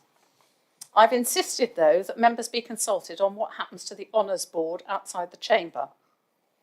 The immediate problem arises that the current board is full, except for one name, and requires a sign writer to add names. Whilst this is possible, because I have found one, there would have to be a small follow-on board, which may look a bit odd for for the backlog and future chairman.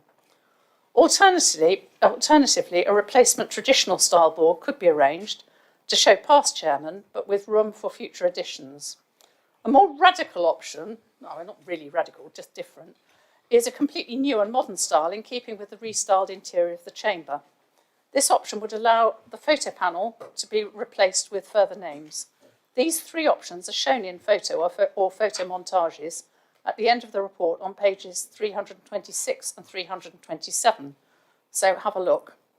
The fourth option is not to have an honours board at all, as a few members have suggested to me, so I've agreed to add this as an additional option.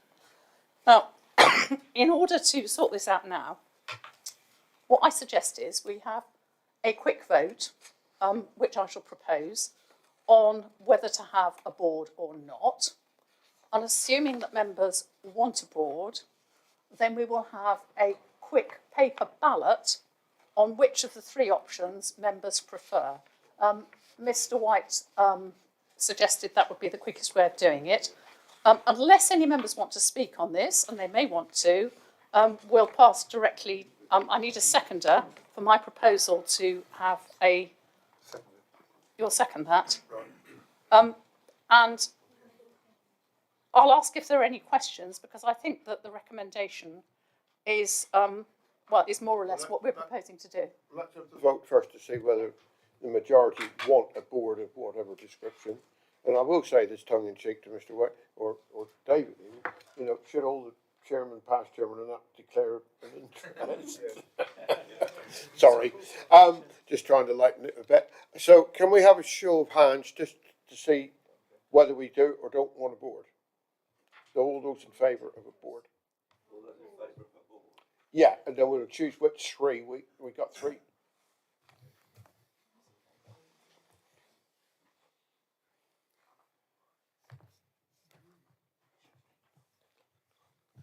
That's 15 in favour of retaining a board. Thank you, Chair. Those against?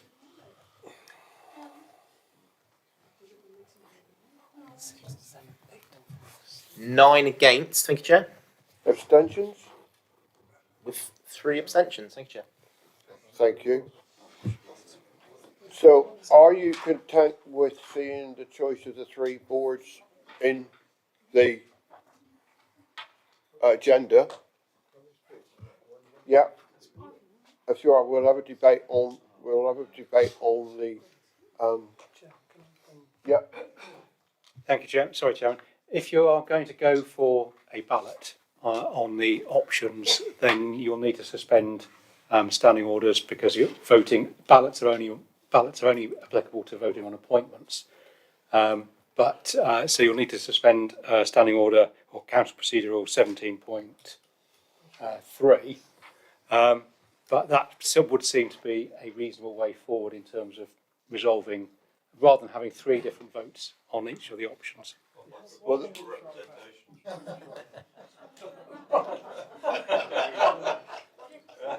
Can we do it properly?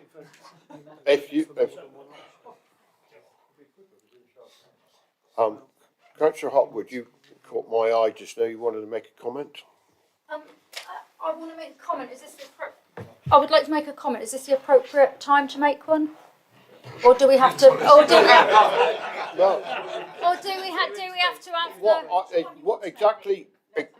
Exactly what I didn't want to happen is have a long protracted thing on this. Is not the most important thing that we got on the agenda. I just wanted to get it through quickly, concisely, and No, sir. I don't see anything wrong, Chairman, with a show of hands for item 1, item 2, or abstain.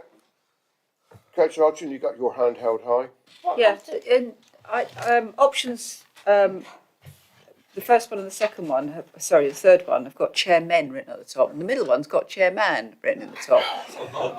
But actually, with all due respect, and I have no aspirations to be chairperson of this council, I'm not keen on it being chairman. I think it's just, rooted in the past, and I think chairpersons would be appropriate. I know a lot of women quite happy to call themselves a chairman, but I have never done so. I would like to speak. Councillor Hopwood. Yeah. Councillor Hopwood. Thank you, Chairman. I would like to say a few words, whether this is the right time or the wrong time. I'm not looking at my leader, because I know what she's doing at the moment. I would be in favour of a modern style board, but with one exception. In the business world, many large companies are dropping the term chairman. The word chairman is outdated and could be perceived to give men an elevated status. The word should be changed to chair or chairperson. The term policeman has been changed to police officer. A fireman is now a firefighter. An air stewardess is now a flight attendant, and so the list goes on. I know some members will say that the word chair or chairperson is poor grammar, but in my view, if it is gender sensitive, it is worth the poor grammar. This is a small but very significant alteration that will help break down subconscious bias and send a clear message to future generations that they have an equal role to play in local politics, whatever their gender identity. I would like to think that all members and officers of this council would strive to address equality, and this very small change sends a message to whatever our gender, that whatever our gender, we are all equal, whether male, female or non-binary. So I ask for that to be considered, please. Thank you. And we can. Councillor Abbott, and then I'll Councillor Rose. It's nice to be able to agree with Councillor Hopwood, but that's not my main point. There is much history associated with this council, and where it should all be held is electronically. So actually the vote was not between 3, it was already between 4, but I suppose the first vote overdid that. But it's a shame that vote happened before this discussion happened, because the logic of holding this all electronically, out of the way of this old-fashioned approach that we have faced before us every time we come to the council chamber, and accessible to everyone who would need to find this information, is much better held when it's electronic only.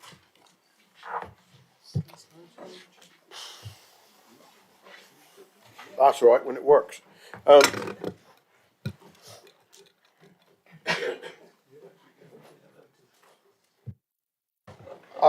I get the impression that a ballot was not very popular. Who else? Councillor Rosemary. No, Rosemary wants to speak for a minute.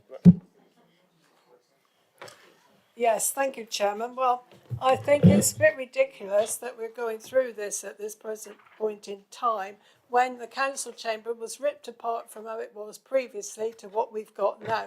We weren't consulted about that at all as to what we wanted, what we would like to see or whatever. So I don't know why we're having a debate about a board that's put up outside that's got the names of chairmen on from 1974 or whenever the council was first started.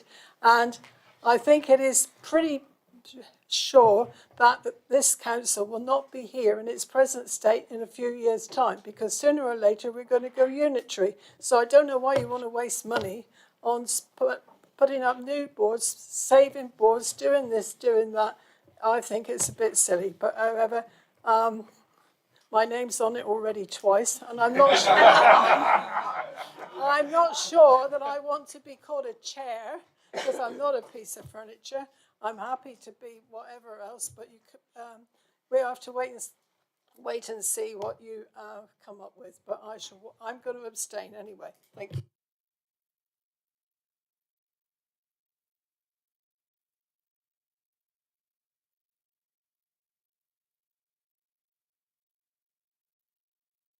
afraid it's Councillor Hotwood who's forced me to speak again and to wrap up this debate. Are there other speakers? All right, well, that's fine. You can. Councillor Brazil, sorry. I didn't. I'll let them speak first. I'll let them speak first. Yeah, I'd just like to echo Rosemary's comments about the council chamber. I do think it's rather perverse that we're voting about some board when none of us were asked about the council chamber itself. And I appreciate you say it's such a wonderful and it's all modern and everything like that. I wonder where members of the public might go. Yeah, where are members of the public fit in this chamber? We're a public debating chamber, and there isn't any room for members of the public. It's an absolute disgrace. So, I mean, I would have thought that's much more important, that we were going to design a chamber where the public were excluded from in order for us to think, but no, we're going to debate about whether it should be we should have a board or a sticker or quite frankly, it should be tattooed somewhere, I think. Councillor Brazil, I will remind you at the present time we are COVID spaced. That's why we seem to fill the room up, but that's by the by. Who was next? Councillor Baldry, and then Councillor Pannington, or you want to come? All right, next. Let Trevor. Yeah, let Trevor. Welcome. As a former speaker. Yeah. What are you pointing at? It's all right. The microphone, you're on there. Sorry? The microphone, you're on there. Oh, you can still hear me. As a former chairman, I don't think in these very difficult times for our constituents that we should be doing anything of this kind, quite frankly, and I shall move against. Thank you. Councillor Baldry. This is turning into the longest debate of the after. Yeah, I didn't want. Chairman, it's because they tried to manipulate the vote and we're resisting that. I don't care one way or the other, and I shall be abstaining, Chairman, and I agree with what Councillor Rose said. But while I'm on my feet, I draw attention to the board and the detail on the board where there is only one non-Conservative member as Chairman of this Council, and that was Councillor Judy Westcott. Ross Cruz, she was an independent. Okay. But since Judy Westcott, there hasn't been anyone who has not been a Conservative. I think the way this council is run in that connection is greatly regrettable. Other forward-looking councils alternate between different political parties, and I'm sorry this council doesn't do so. Thank you, Councillor Baldry. Yeah, we're getting in the mire now, aren't we? Sure, Chairman. Thank you. You're going to let me try and get out of there, aren't you? Right.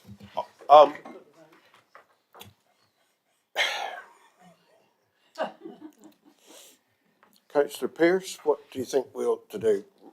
Best way forward? Okay. Can I just wrap up and then we'll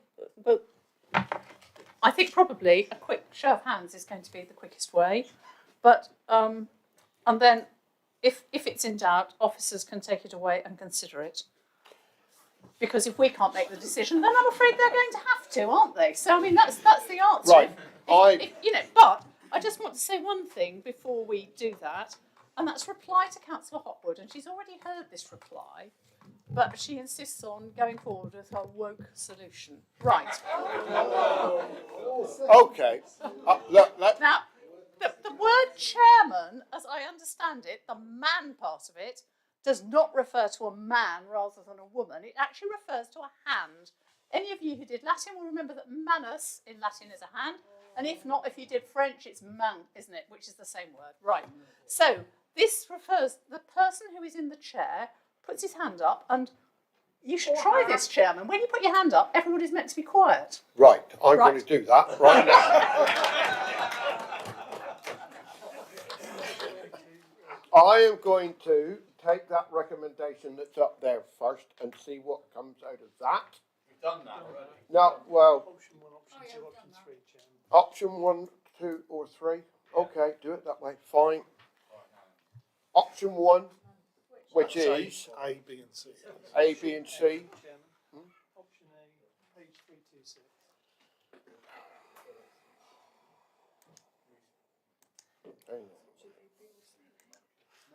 Let me get them right as well. Option A it is. Are you there, Chairman? No, I'm not there. Page policy.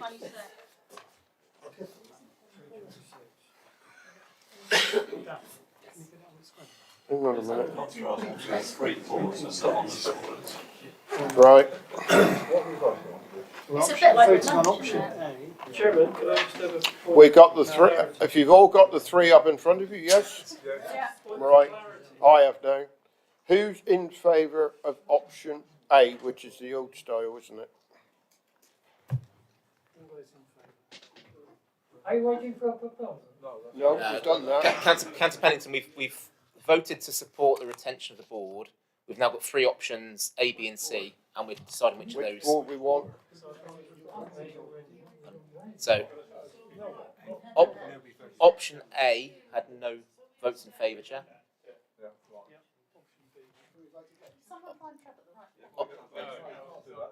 Option B.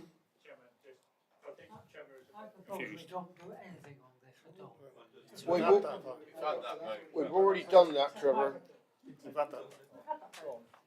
Option B.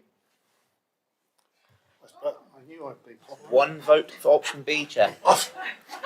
Clearly, I've got this one nailed, haven't I? I think it's decided then, isn't it? Option C.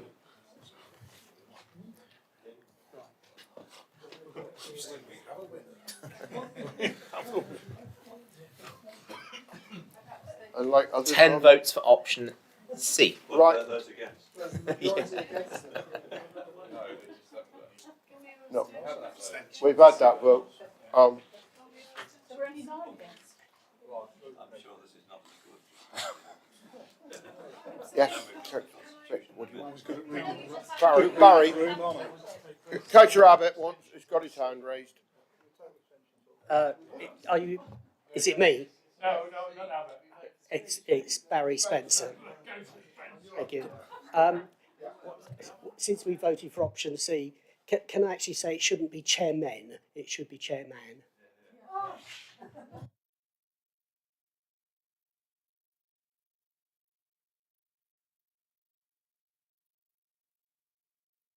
We'll move to the actual wordage on top of the later date. I think we'll have a property. I don't want to continue this now this afternoon, because I intended to have a break at 4 o'clock for 10 minutes so that we can carry on debating the rest of the. And I shall make a break now, I think.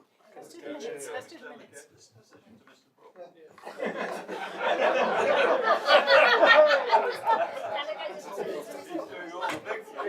So I'm only going to give you till 4:05, and I mean 4:05, not 4:15. Right.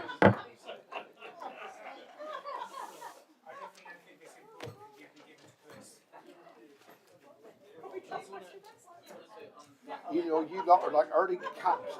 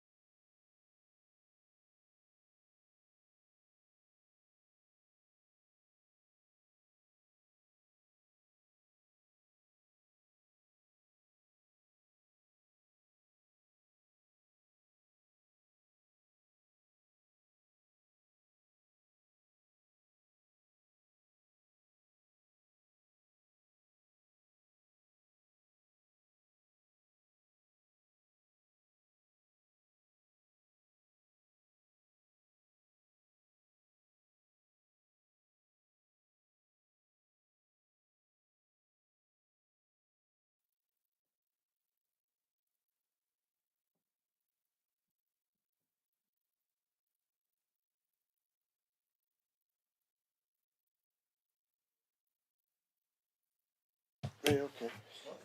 Item 14, grant to the Ukraine humanitarian appeal.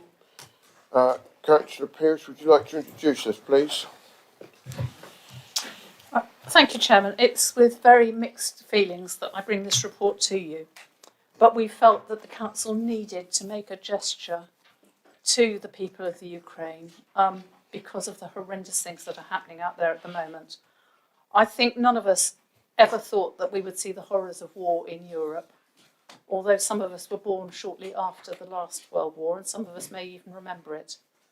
The fact that babies are being born in cellars with no light or heating or water is just unbelievable in this day and age, and is reminiscent of the Kellerkind in Berlin at the end of the last war.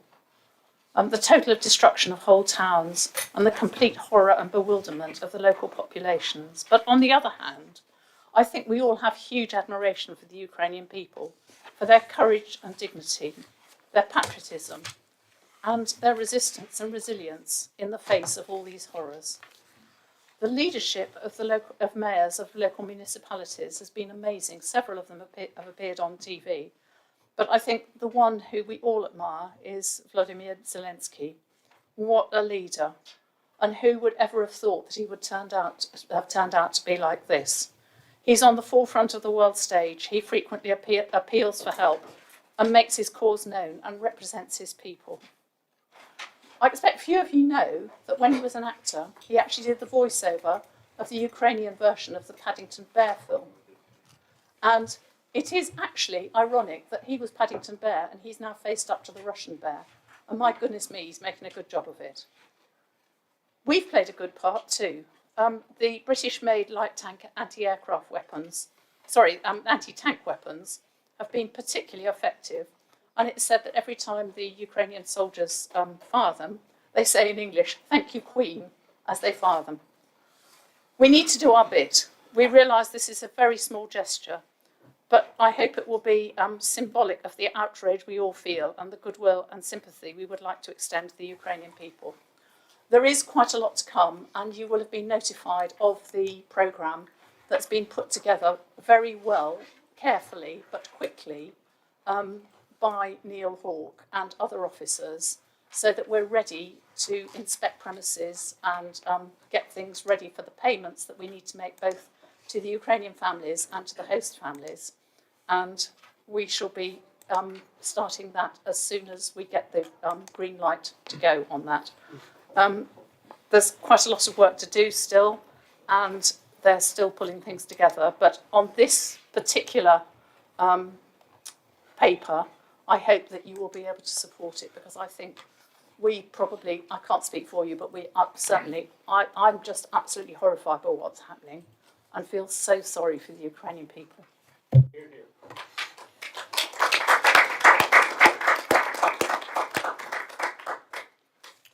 Move approval. Thank you, Councillor Pennington. I'd like to do that as quick as you can, but I can't do that. I'm not allowed to. Questions? Anybody? Councillor Hodgson. I hope you won't mind if this isn't a question so much as just actually, believe it or not, agreement and absolute support with what our leader has just said. I think this is a really important gesture for the people of Ukraine and for other people around the country to see how we're stepping up, and indeed other people around the country are stepping up. I remember this council a few years ago when the Syrian situation started to unravel, and I brought it to the council, and I was quite surprised that I brought it at the time, and it was really quite long-winded and quite difficult and challenging. And I think what I would say about that situation is it's really clear that we've got a grip on how we can manage and do well by refugees, and how really important it is to be sooner rather than later, because of the suffering that goes on if we leave it. So I absolutely support this, and I thank the council for all that it's doing in every way, including this gesture. Thank you very much. That was a question. Sorry. Any other questions? Any other questions? Well, we can then move on to debate then if you wish to. Shall I move the recommendations? Yeah, move. I move the recommendations 1 and 2 on page 329, and they're on the screen in front of you. You've got to. Thank you. Now, does anybody wish to add to the debate on this?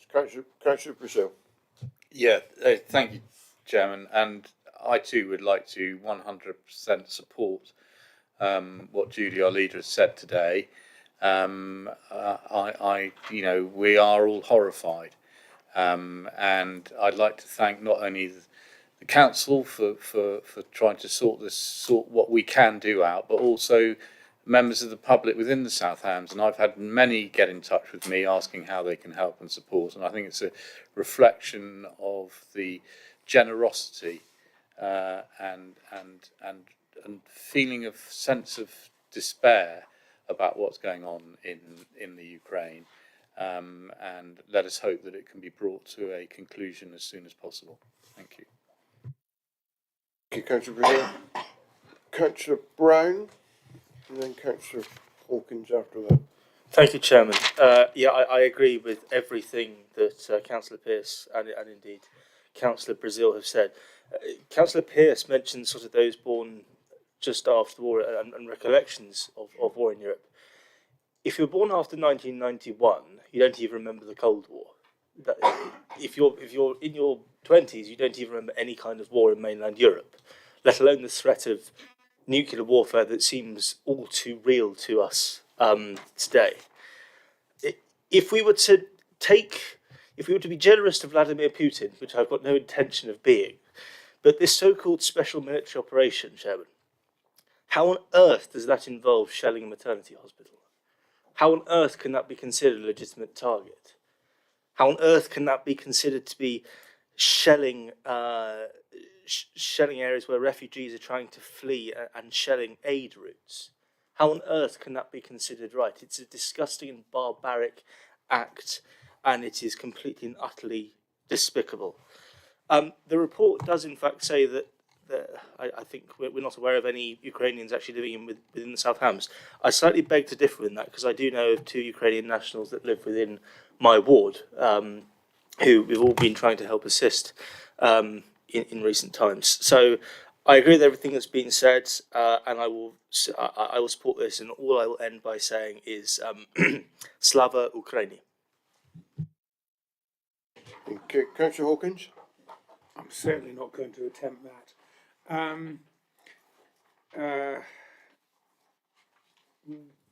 Those of us who are slightly older than Dan, I can remember the Falklands War, and I can remember as a child we often went down to Plymouth to see the warships going out.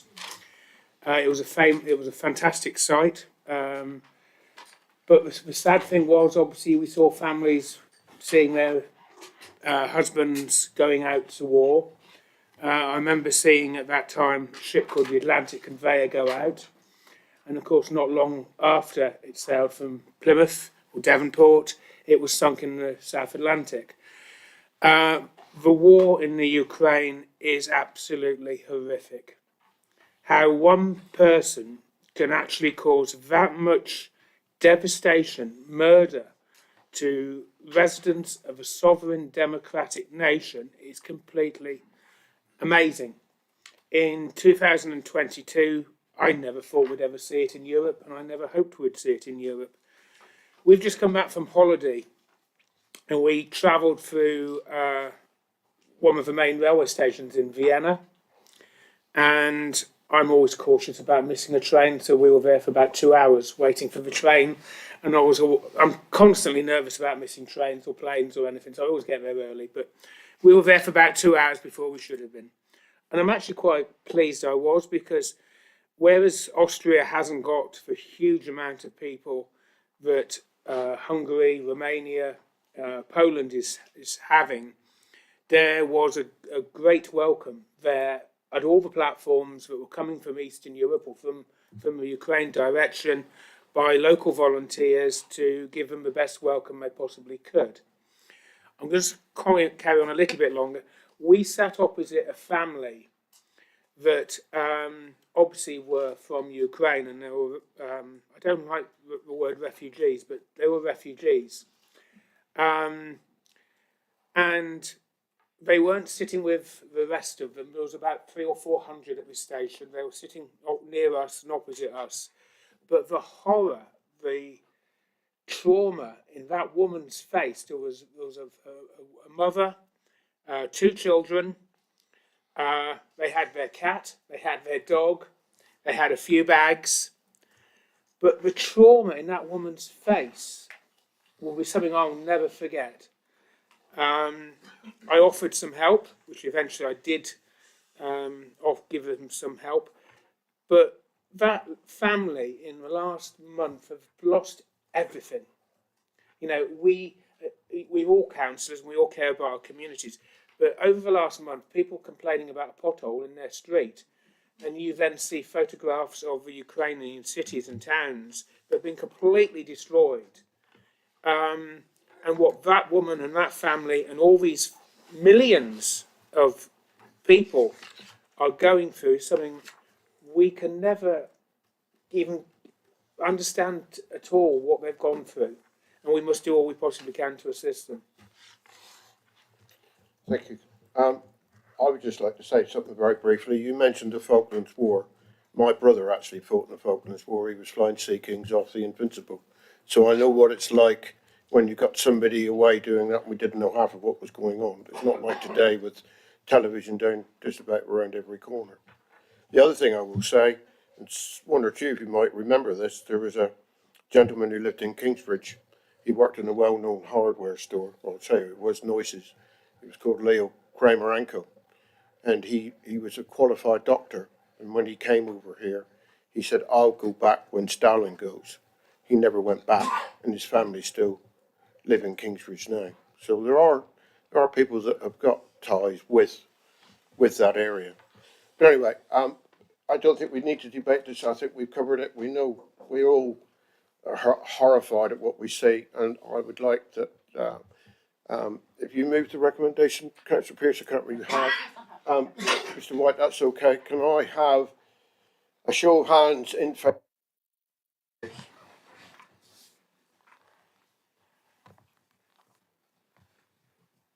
That's unanimous, the recommendations. Thank you, Chair.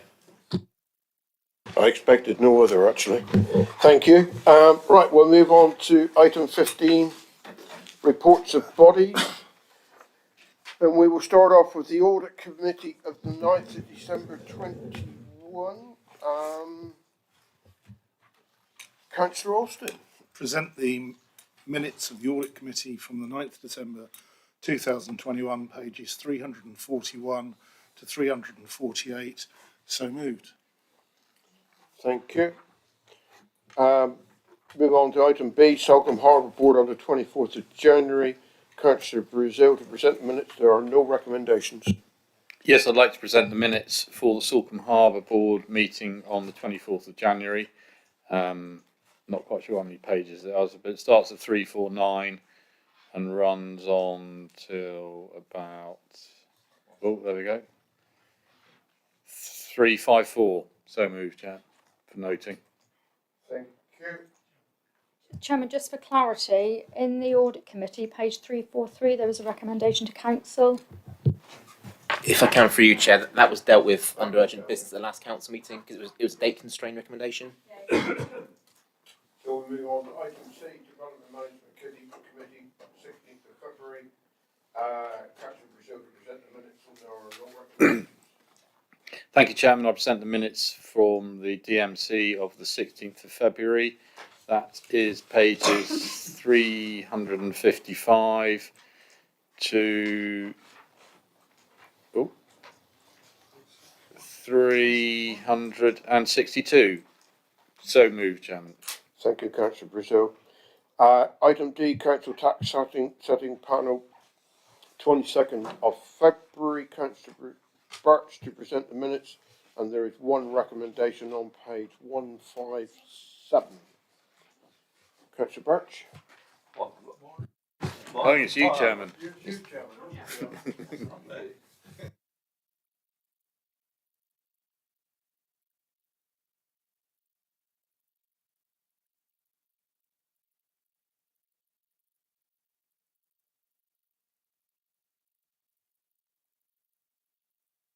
Minutes.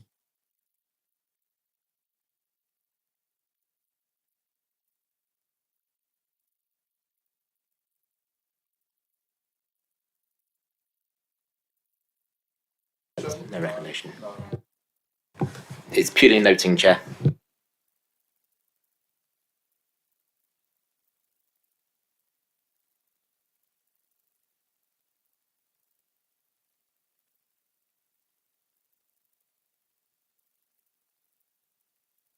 Yes, thank you, Chairman. And I'm going to refer to Mr. White's notes on the board because otherwise I'm going to get lost in the minutes. So the first one is item 15A. The the executive. So it's 15E. The housing crisis step-on scheme. Council be recommended to adopt the pilot step-on scheme. And now I'm racing around trying to see which page that's on. That is on page 369 for any of you who are following the text. The next one is the...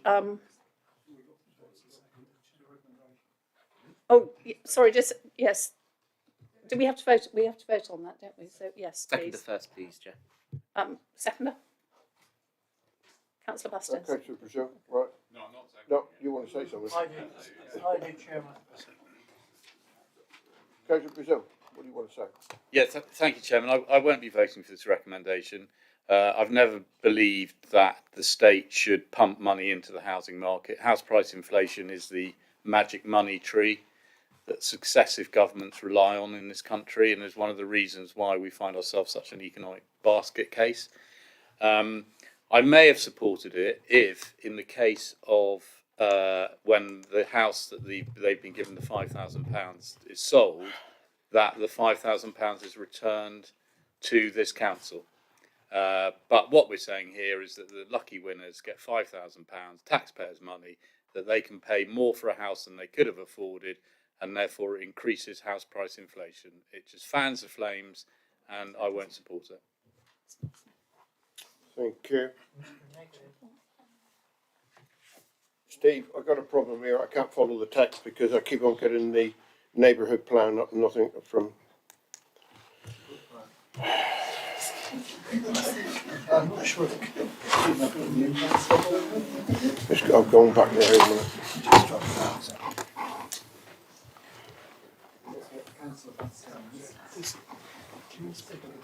Sorry? We haven't voted yet, have we? Did I what? No. I might. Well, I don't want to speak too much, but I'm just...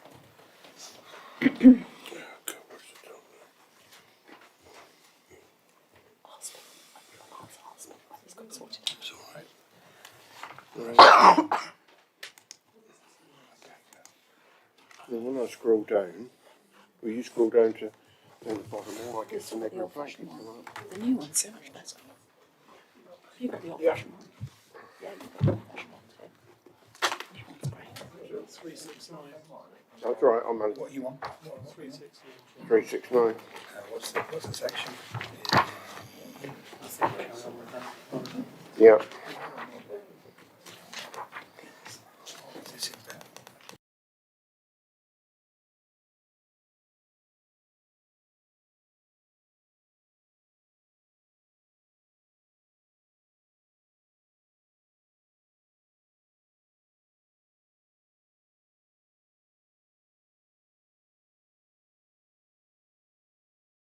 Councillor Pearce.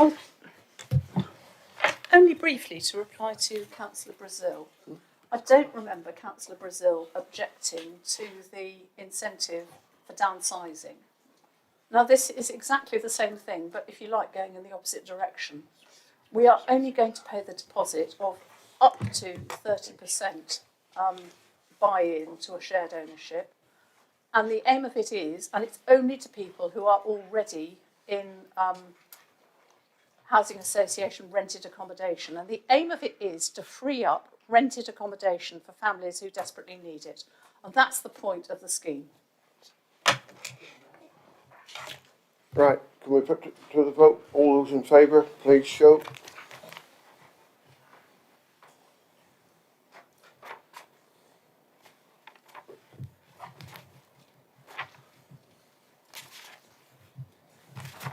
(22 in favour, thank you, Chair. Those against? 2 against, thank you, Chair. Abstentions? 1 abstention. Thank One you, Chair. abstention.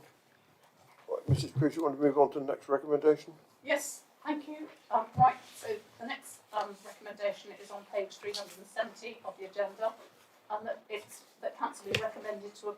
The next recommendation is on page 370 of the agenda, and it is that council be recommended to approve the local validation list that was set out in Appendix 1 of the executive report. Thank you. We've got a seconder? Seconded. All those in favour?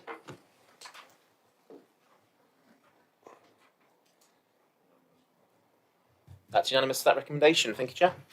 Thank you. Councillor Pearce? The next one I think we've dealt with, and the one after. Oh, hang on, wait a minute. No. So the next one is that we need to vote on is on page 371. Right. And it is that council be recommended to transfer £320,000 of the additional planning income into the planning policy and major developments earmark reserve at the end of 2021-22, that being today, financial year, to manage future fluctuations in planning income. Seconder? Seconded. All those in favour?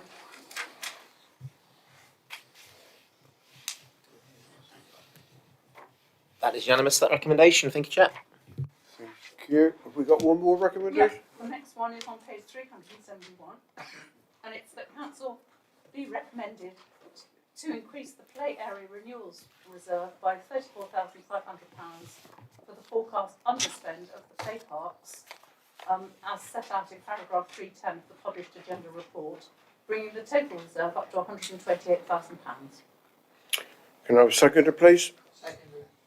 All those in favour?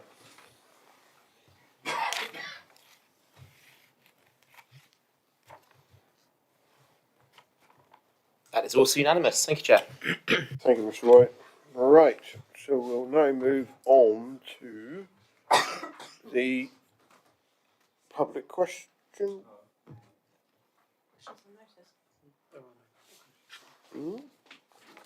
No public, there are no public questions, so we're on question item 17, unless questions on notice.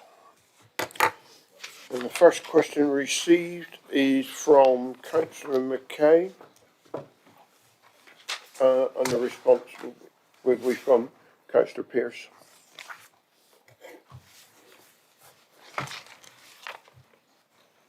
As an aside, I'd just say, given the questions that are asked, it's a good thing there isn't a 50-word limit on the answers. But right. The council adopted the council meeting procedure rules in July last year, replacing and therefore revoking the equivalent part of the constitution. The rules were agreed by council following a number of meetings with members around the council's decision-making arrangements and a review of the council's constitution. It will also be recalled that council deferred adoption of the constitution from the annual meeting in May, so that members had more time to consider the new rules. In its adopted form, Council Meeting Procedure Rule 13 deals with the procedure for making amendments to budget proposals. Previously, the same numbered procedure rule had provided for the leader of the council to have a discretion to call an annual State of the South Hams debate and to decide the form of the debate with the aim of enabling public involvement and publicity. It was a provision that had its origin in the model constitution introduced by the Secretary of State following the Local Government Act 2000 coming into force, which required all local councils to have a constitution that covered all the standing orders, delegated processes and the codes of conduct for councillors. That's being bossed around by central government again, it sounds like, anyway. The council is committed to consulting with its residents. In reality, a single annual debate does not provide the time or the level of engagement with the public that would be needed to ensure that their views are communicated effectively and receive an appropriate level of consideration. This is to be contrasted with the approach taken by the council currently to consult with residents as part of the process of forming better lives for all and the various strategies that flow from it, such as the housing strategy. Better Lives for All also has a number of actions focused upon how the council can improve communication and engagement. These actions are detailed in the thematic delivery plans. They include developing a customer access strategy and forward plan of consultation and engagement. Both are now in place. Accordingly, the council can show by its words and actions that it has a firm commitment to consultation and engagement. Thank you.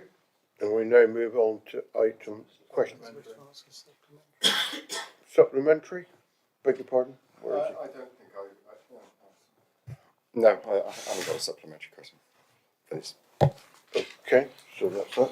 Well, we'll go on to question B from Councillor O'Callaghan to Councillor Pearce. Would you like to answer the question, Councillor Pearce? Yeah, thank you, Chairman. Now, the response I'm going to give is the one that was previously circulated to all members on the 11th of March 2022. So if you wish me to read that out, I will, but I think there's probably no need to. Do you have a supplementary? Yeah, I can't remember the exact details of that, but I was very surprised that we didn't respond, if only to say we couldn't give a complete answer, and we said it was unfortunate we didn't comply with the obligations under the Freedom of Information Act, and in fact it's more than unfortunate. We haven't fulfilled our legal obligations. So what I want to ask is, have we apologised and responded to the complainant? And can we guarantee that in the future people will get an answer to such contentious freedom of information requests? Please. Thank you. I think as a reply, I'm going to remind Councillor Callaghan of part of what that first answer was. The Council is, of course, aware of its duties under the Freedom of Information Act 2000. However, it also has a number of other competing or conflicting duties, both statutory and common law, and limited resources with which to comply with them. It was and still is a matter of balancing those duties, the right of the individual to know balanced against the interest of all residents and businesses that the Council is acting prudently in commercial and legal matters affecting the Council. Now, I do have some sympathy with this question, and having discussed the matter with the Chief Executive, I've said that it would be appropriate for the Overview and Scrutiny Committee to consider any Information Commissioner's Office decision notices as part of an amended annual report dealing with the Local Government Ombudsman's annual letter. Depending on the timing of the annual letter, the report will probably be considered in September or October of this year. So I hope that helps to answer the question. Thank you, Councillor Pearce.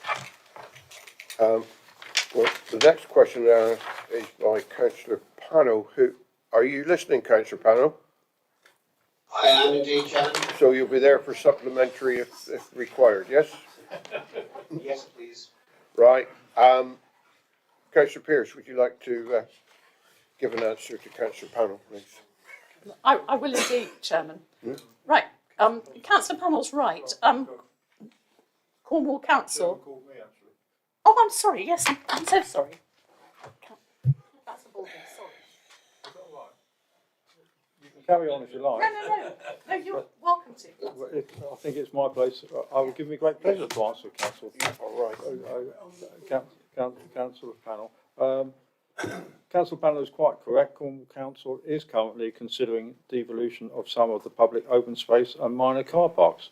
We at Southampton have been taking this approach for some years, and where village and town councils have presented a compelling and reasonable case, we have agreed to the devolution.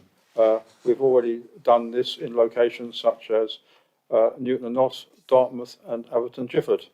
And the opportunity, Councillor Panel, remains for parish and town councils to make a case for devolution of non-strategic assets.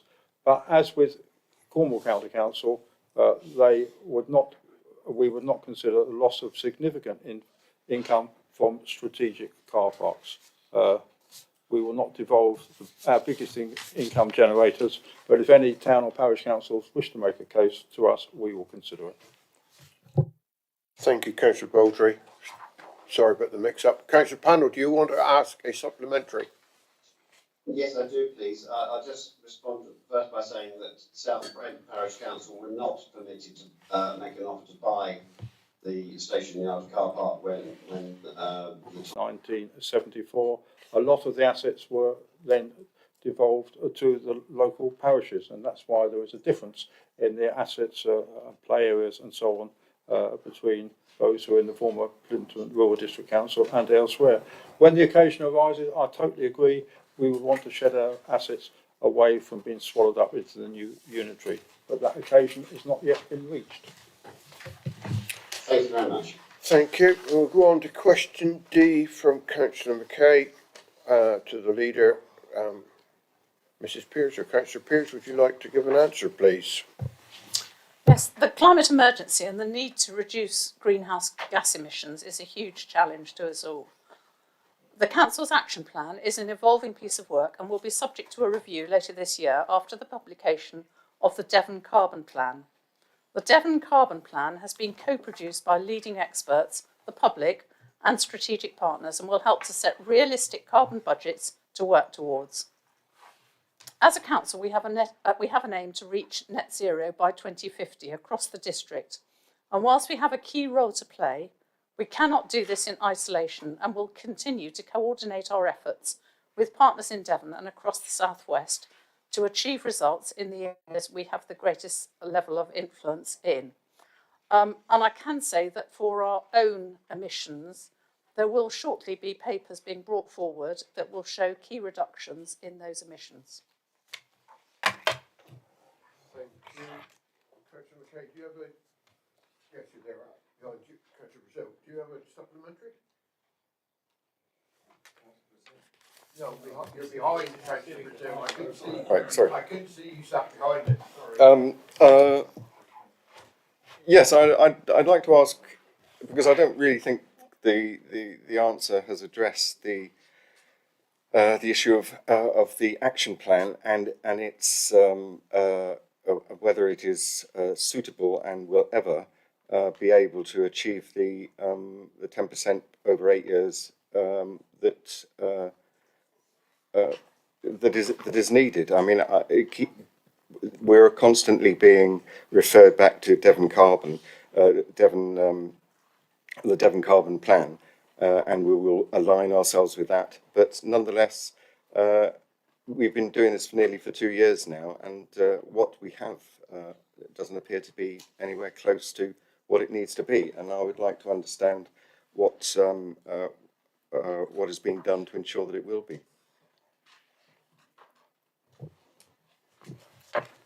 Councillor McKay, I think it would be a good idea if you had a written answer to this, or if you had a meeting with Adam Williams or Drew Powell, because the subject is far too big for me to address now, but I can assure you that the action plan is effective. For some people, we will never be doing enough fast enough. I would remind you we're a small district council with a limited budget, and we are doing what we can. We will be following the Devon Carbon Plan, and that will be our guide once it is published. But we have been waiting 2 years for that. So that may explain what you see as slow progress so far.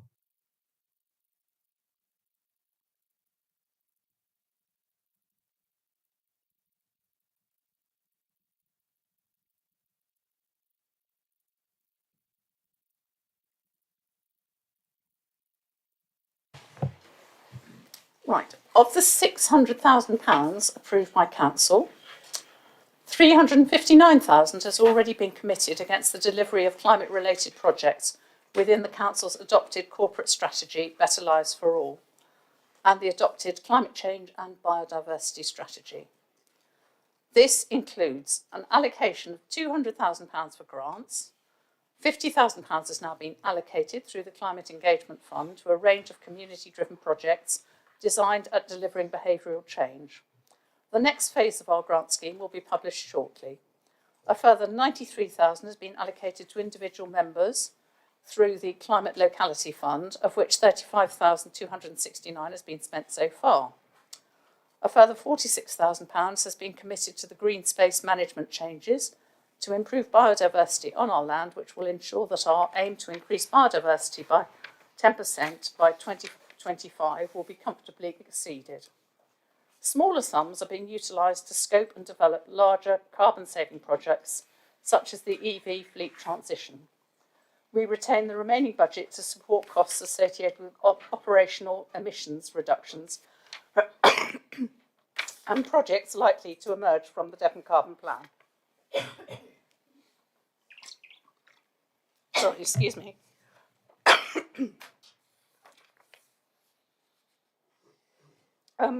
Yeah, I think that's the end of the answer for the moment.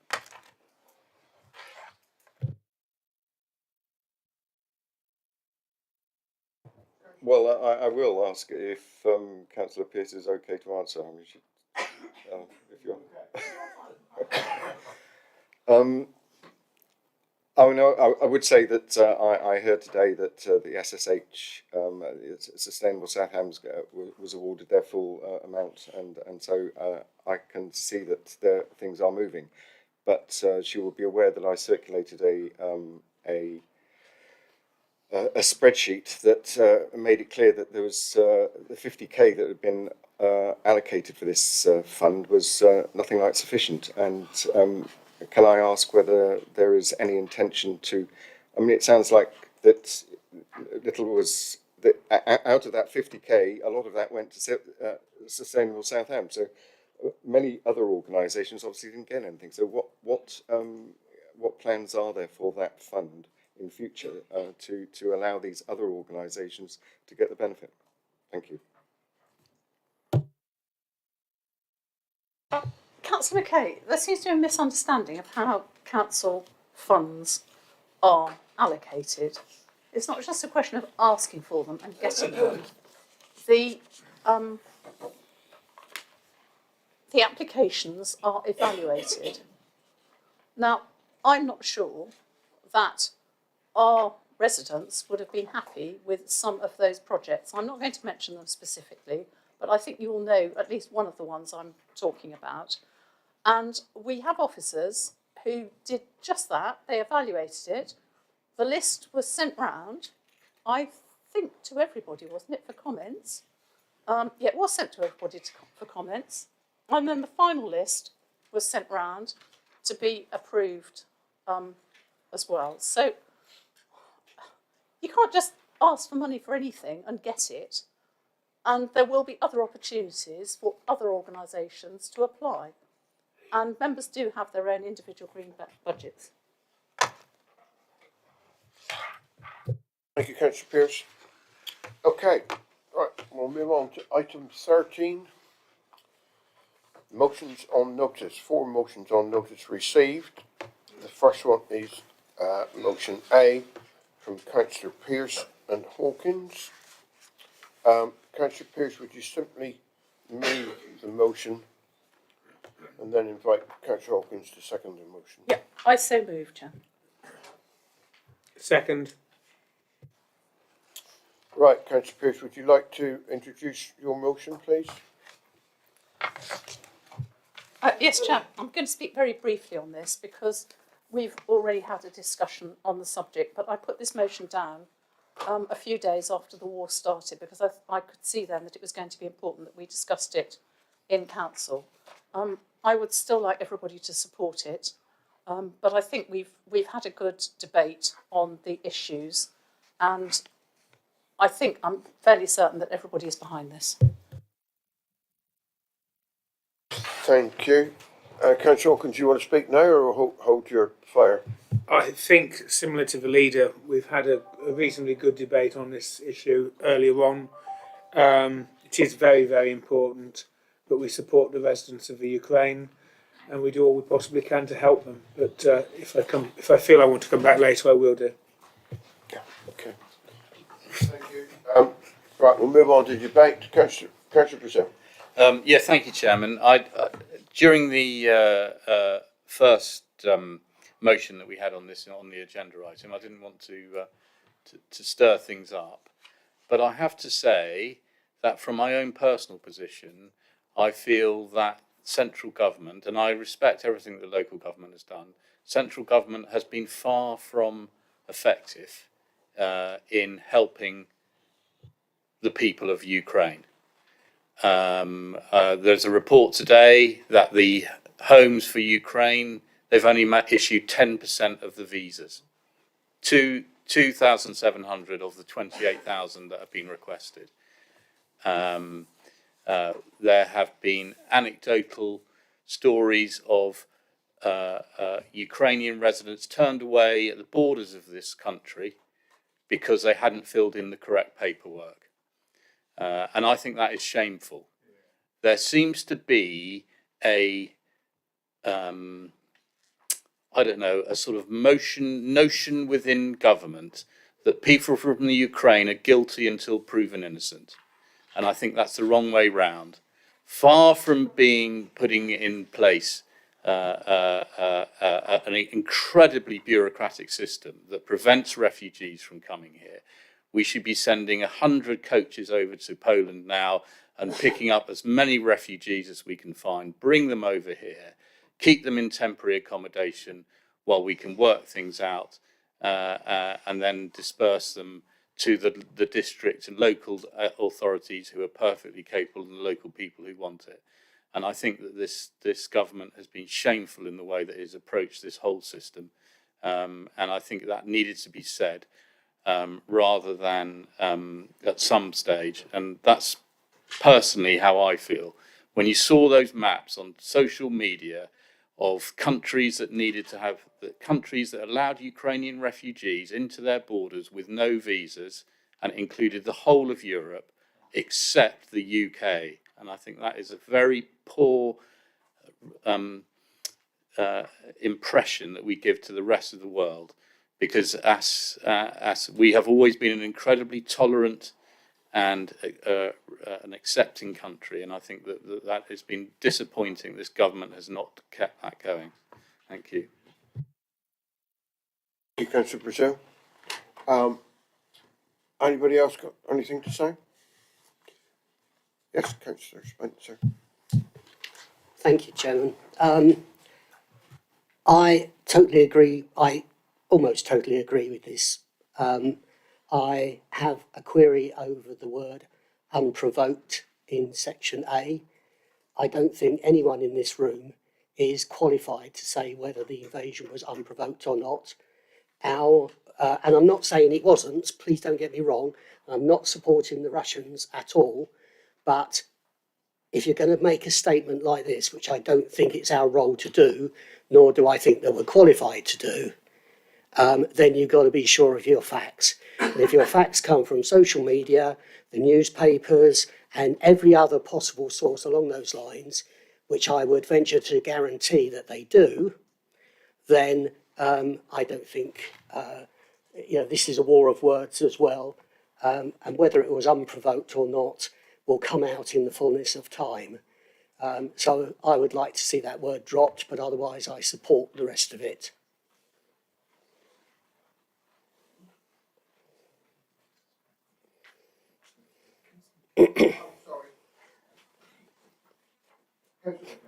I need to wear a big hat, I think.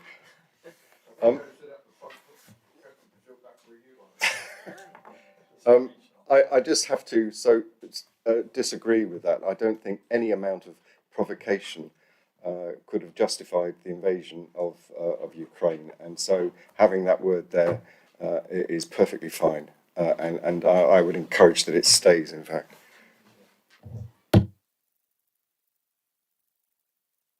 Thank you, Chairman. I haven't spoken today, but I have to come in on the back of what Councillor Brazil said. It occurs to me that if this council wants to do the right thing and be seen to do the right thing and condemn invasions and stand in solidarity, then we really ought to be adding, as part of this motion, a fourth part to say that we call on the government to loosen or drop their ludicrously stentorian demands on Ukrainian refugees trying to get into this country. Because if we really want to help Ukrainian people to get into this country, we should be sending a message to Mr. Gove saying, thank you for your letter telling us how the local authorities can support you.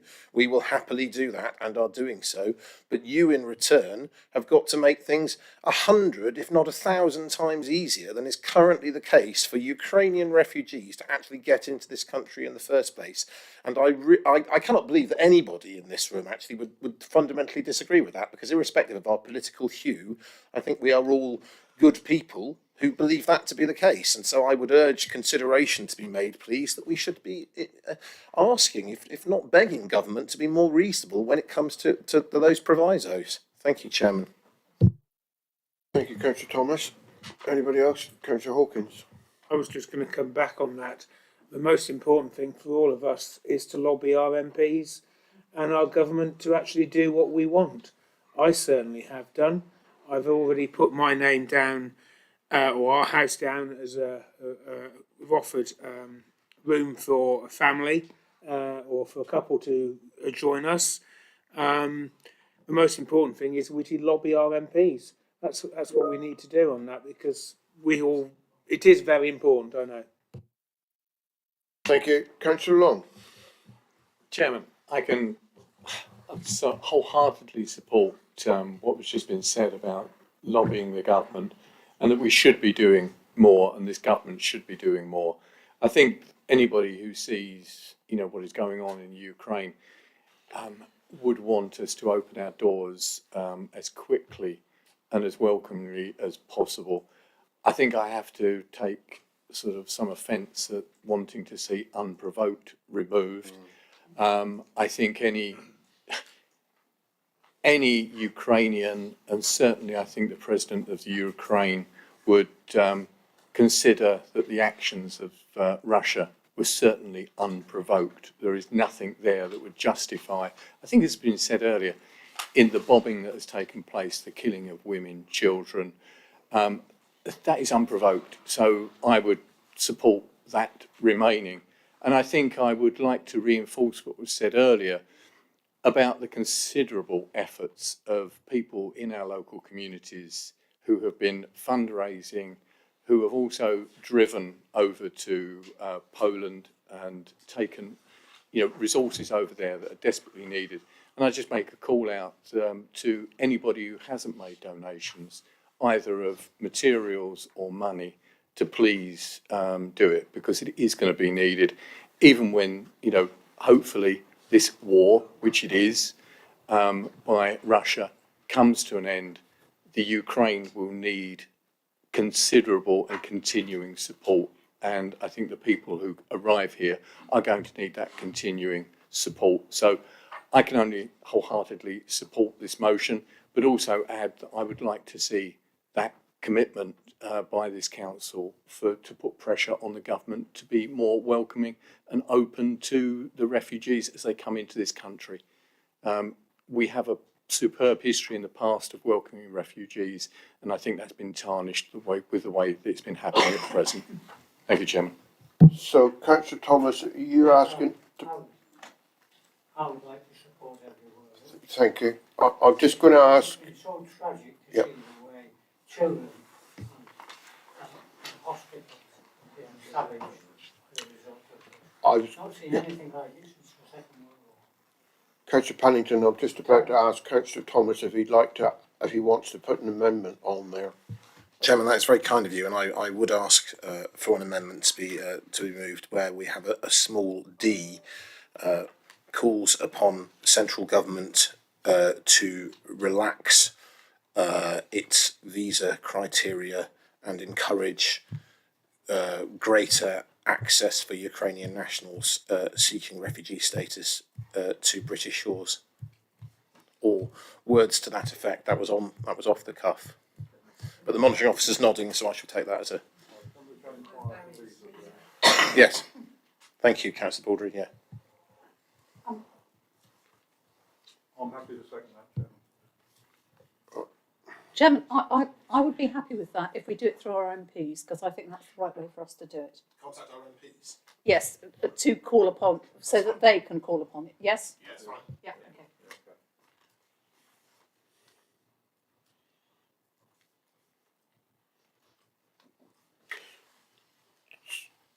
Okay. To lobby government to relax. Yeah. I think some of us are already doing that. I'm sure we are. Councillor Pearce, are you happy with that? To accept that without going to a vote? I'm happy to accept that, yes. Right, okay. It was me, but yes. Yeah, oh, fine. Nobody else. I think we all know how we feel, and you know, to a lesser greater degree. Are you happy with that? In that case, I'm going to put that to the vote. Add all four motions. All in favour.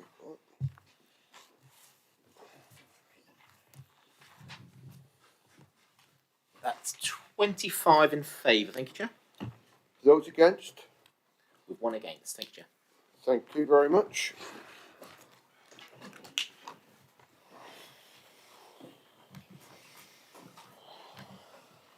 Right, we are now on to the for Councillor McKay and Councillor Batch, the Constitution. Yes.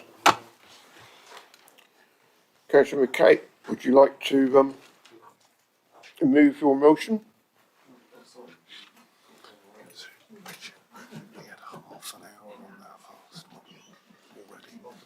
Oh, I know when I'm going to finish. What's it, 1:30? Aye? It was a bit later than that. Okay. I mean, I'm not sure that there's much to be said of it. It is fairly self-explanatory. I believe the Constitution is I know it's under review, but it is a bit of a mess at the moment, and it's impossible for anybody to navigate it. Just move your motion for a minute and then come back, speak in a second, okay? Okay, sorry. One second. Okay, I move my motion. Right. Councillor Birch, do you wish to second? Right. Councillor Birch, you want to speak now or hold till late? Right. Councillor McKay, now you can, yeah, that's right. You can now introduce your motion. Okay, thank you. Well, as I say, I mean, I do think it's fairly self-explanatory. I'm just trying to suggest that there could be procedures in place that would make the whole business of updating the Constitution, making it more accessible to members of the public, making it easier for members to understand it, and the way the process of updating it is managed in a way that is traceable. So when things come and go, we can look back and see what's changed and why it was changed. At the moment, none of this is there, and I'm just trying to suggest that we could improve things quite a lot, and I'm laying out a possible way forward. Thank you. Councillor Birch? Yes, yeah, I'm supporting this motion for several reasons. The first of all, just to remind members that when we last considered the Constitution at our meeting on the 15th of July last year, it was resolved, and I quote, that it be noted that further reports will be brought to Council as work progresses in reassessing and reformatting those elements comprising the existing Constitution. Now, I'm sure that Mr. Fairburn is busy burning the midnight oil in making certain that we do have a updated Constitution, and I'm sure he'll confirm that's the case. I know there is, on several occasions, Mr. Fairburn and I have clashed on the interpretation of the Constitution because there are parts of it that contradict other parts. So I think the sooner this confusion is erased, the better. And clearly, in bringing the complete Constitution to this Council for approval, I think the motion here provides guidelines as to how that should be produced. And just to say that I think it was a while back that Councillor Smurden made the allegation that he's of the view that I take the Constitution to bed. If that is the case, then I'd like a night's sleep. So could Mr. Fairburn please hurry up with the amended Constitution and along the lines like this, and then I might get a night's sleep. Thank you, Councillor Pearce. I don't know whether Councillor Smurley wants to say anything about that, but Councillor Hodgson, you wish to speak? Yeah, just very briefly, Chairman, I absolutely support this. I think, apart from anything else, for me, item 4 is a really, really important part of this, because it's really difficult when you're trying to hold a number of different documents open on your laptop, whereas one document you can just flick through the pages like we do with our council documents is just very, very user friendly, and certainly needs to be made publicly available. Whatever is the current version, it should be available for us as members and members of the public, so they can see exactly who we are and what we're doing. And it should be very clear the date on it, so we know what version it is, and then it's easy to know which version we're supposed to be looking at. At the moment, it's very, very hard, and that's not appropriate. Thank you.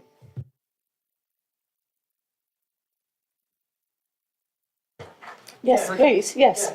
Oh. Councillor Paddington, please, yeah. Councillor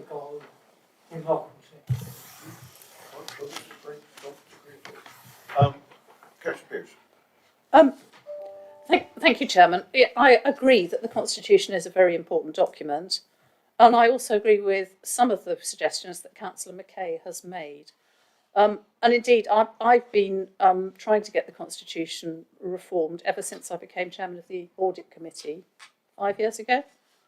Now, I understand that the Monitoring Officer has already taken on board many of the points you've made, Councillor Mackay, as part of the ongoing work of redrafting of the Constitution. As Councillor Birch said, we agreed in July the beginnings of a new Constitution. We knew then that there was a lot of work to be done, and members should not underestimate what was required.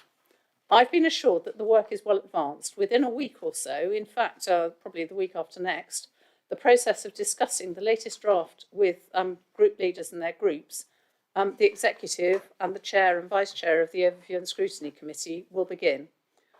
This is an all-inclusive collaborative approach so that all members of the Council can have a say. The programme of meetings and briefings should ensure that the new Constitution can be in place from annual council, so reserve some time before annual council for reading it, please. Now, I think, however, that there is a grave danger in agreeing substantive changes to the Constitution as part of a debate. Take, for example, the restriction that is proposed on the ability of the Monitoring Officer to make changes to the Constitution. The proposal limits any changes to those of a cosmetic nature. Even with the safeguard for members of having a change log, the Monitoring Officer would be prevented from making changes that might be necessary or expedient to reflect legislative changes, secure consistency, and or to address any legal ambiguity. Now, this has always been the case, that the Constitution is a living document and can be changed in such a way. And finally, I'd just say that I'd never thought of Lynn Birch as being a constitution.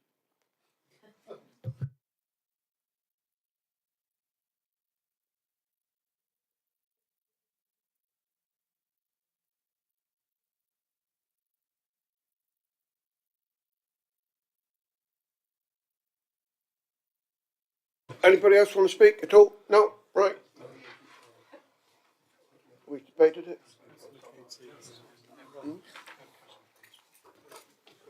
Councillor McCabe, do you want to wrap it up because you can? I'm wrapping up on now or whatever. Yeah, I mean, I do take the point that, that there is the monitoring officer does need to be able to make minor changes, but they should be minor. And I do think that this document is our document. I mean, this is the constitution of this council, us as members, and you know, the whole thrust of what should be happening is members are in control of the council. And this document is so fundamental to that process that I think that if you are making any kind of a change, then it needs to be run by members before it's agreed, unless it is a cosmetic change. I can't think of, so if the law changes and that requires changes to the constitution, then that should be brought. Members need to be briefed on these changes, and then the change implemented. I don't believe that there's a necessity for it to be done on the fly by the monitoring officer. Yeah. Right, I'm going to take this to the vote. Okay. All those in favour? 9 in favour, thank you, Chair. Those against? And the only reason I'm against is that we're actually actively sorting that at the present time. That's 16 against, thank you, Chair. Thank you. Abstentions? 1 abstention. One abstention. Sorry. Pardon? Oh, yeah, of course you did. Oh, okay. Right, we'll move on to item C by Councillors McKay and Birch. Councillor McKay, would you like to move your motion? Just move it, please. I so move. Councillor Birch, would you like to second? I second, yeah. Right. Councillor McKay, would you like to introduce your motion, please? Well, again, it's a fairly short motion, and it's self-explanatory. I just think that it is the sensible route for if we're going to have a 45-minute rule, which I would question, but if we're having it, then if for some reason a motion is there's no time left to it, then it should just roll over to the next. It shouldn't then be binned and then have to be resubmitted. Why is that necessary? The fair and obvious way is to do as suggested here, and I'm surprised that this isn't what's happening. Really, I fell foul of something. It didn't really matter because other events took place, but. Nonetheless, the principle, I'm surprised that it's not being implemented, and that's why I felt it necessary to write it up as a motion and present it to the council. Thank you. Councillor Birch, you want to speak? Well, as we've only got 45 minutes, I won't speak. Oh, can I just add one thing, though? One thing. Just to remind members that this came about as a resolution at the July meeting where it said the 45-minute time limit to consider motions on notice. It was confirmed that the chairman would have absolute discretion as to how this new procedure rule would be applied at council meetings. And therefore, really, it's in your hands, Mr. Chairman. I mean, if this isn't passed, then I think a plea must go in for you to exercise your discretion at every opportunity. I will, depending on how, when I'm looking at all of you, as to when you beginning at the end of the day to have had enough, and you get to the stage where decisions are not well made when you're getting tired, and we've been here 3 hours now, and I will. There are times if some of the debates hadn't gone on longer earlier, we'd have got through all these motions. No, okay. I'm not deliberately doing that at all. Right. Debate, please, Councillor Pearce. Yeah. The 45-minute limit for debating notices of motion is a reasonable and practical means of ensuring that the business of the council is dealt with efficiently and effectively. As the chairman demonstrated at the last meeting, it's not an absolute limit, but can be extended when the matters to be debated have a degree of seriousness or importance, and it is practicable to do so. Now, when the guillotine was used in December, we were in Tavistock, and it was dark by the time we got home, so I think it was sensible to use it then. As for the question of whether notices of motion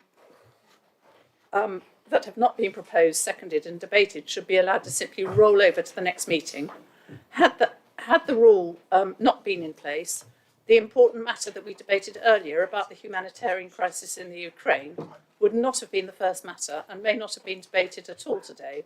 Rolling over has the effect of blocking matters for debate that are time sensitive and important.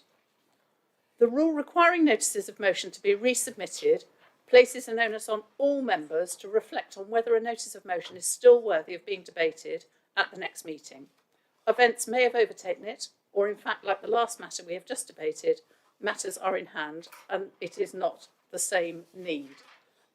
I shall not be supporting this because I think it is so easy to send an email to Mr. White saying, can you put my motion back on the agenda, please? That this motion is totally odious. Thank you, Councillor Pearce. Anybody else got anything to say?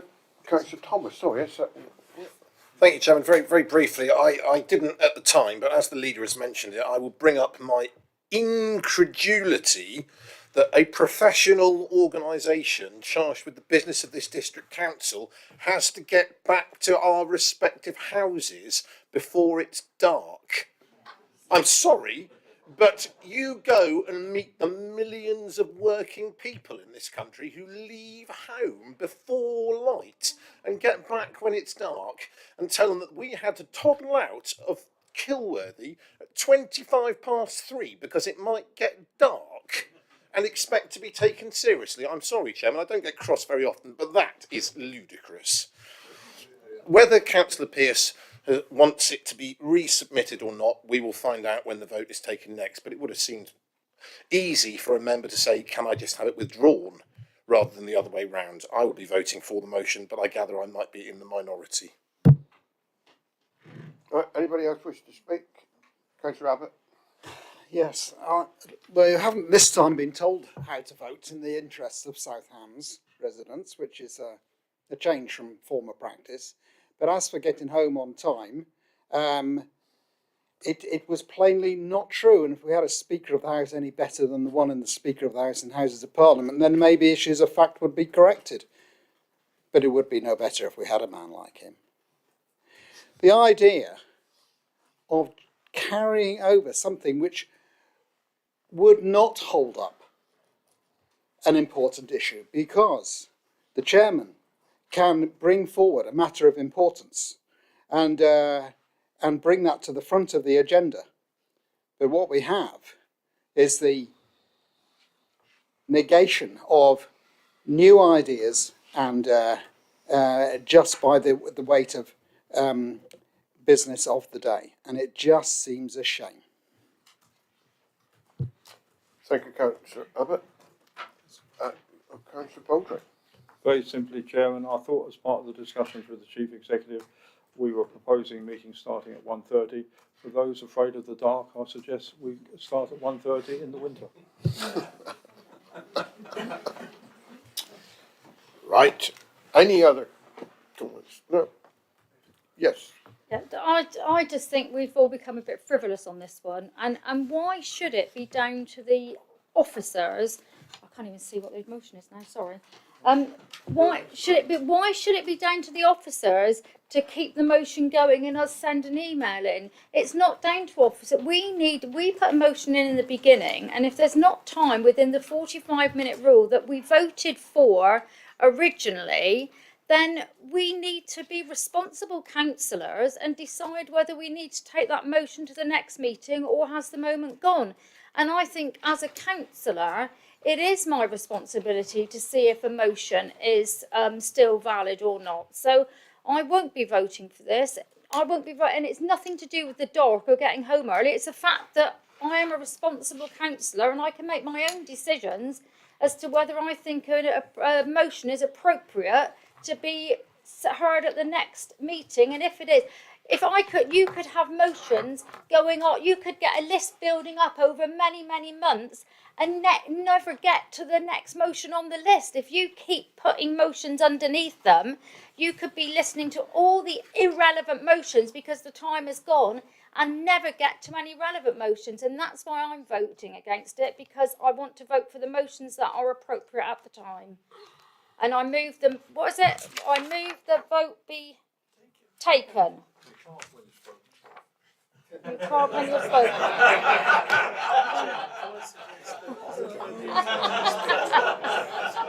Right, we're gonna vote for this now, come whatever, because the chairman says so. Right, let's have a vote, please. Those in favour? What are you doing now?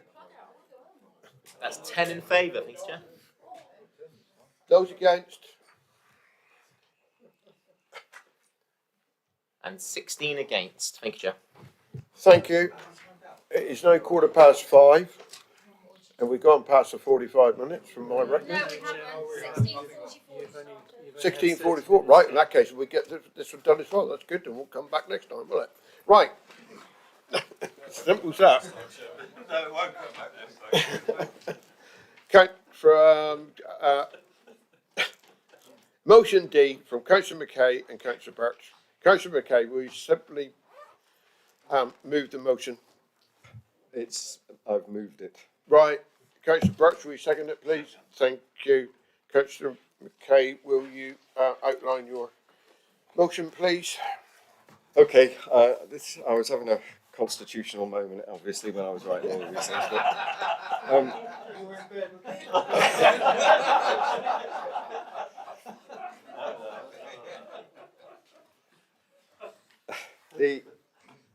But when the council in 2020 was due to the emergency, I mean, there was a lot of fuss, and I was one of the fussies about the lack of democracy in that process and what happened thereafter.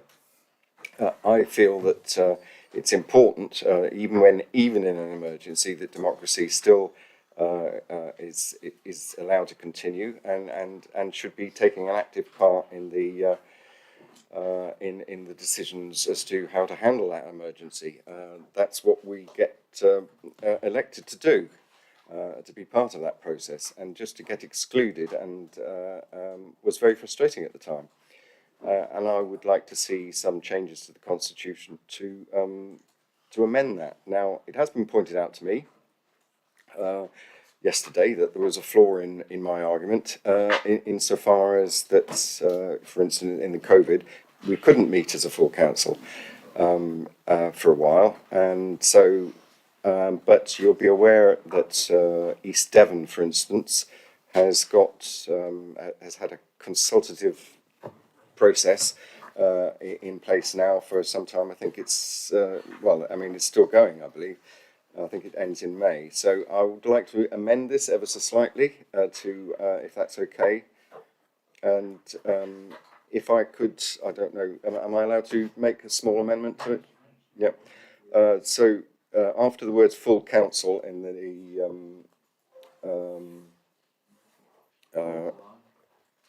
it's not the right thing up, is it? I can't read it up from here, but after the words "full council," comma, by a vote if possible or through a remote consultative process, comma, and then back to the original within 14 days.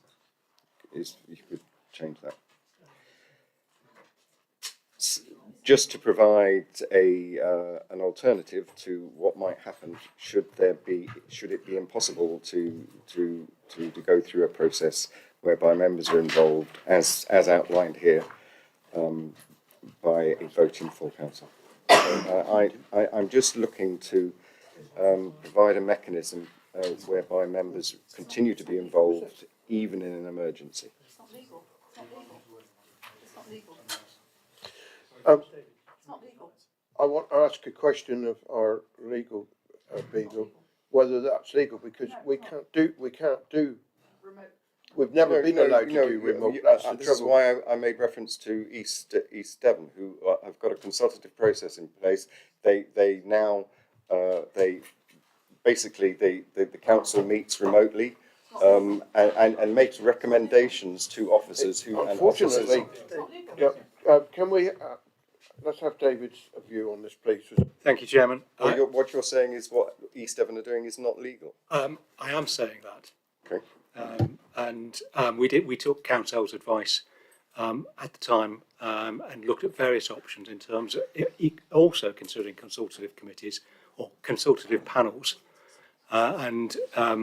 Council was very clear, and it's the same council that was involved in the litigation with the government to try and get the remote meeting procedure rules extended, was that it was not lawful to do that because the effective decision maker was effectively the consultative panel, and because the consultative panel wasn't actually meeting in public, then it was unlawful. So because it was acting as a committee, because effectively the discretion that the decision maker had, they didn't have it potentially, because effectively the chances of them going against the consultative panel's view was remote. And if you're exercising a discretion, it has to be your discretion. Councillor McKay, I'm going to make a suggestion to you that I know where you're trying to go with this, but I think you're not going to sort the words out very easily today. I would like you to withdraw it, then get together and talk it through, and if you want to put another amendment or another motion in, then Let's deal with it. Let's kill it now. Let's kill it now. okay. Well, you yeah, get rid of it.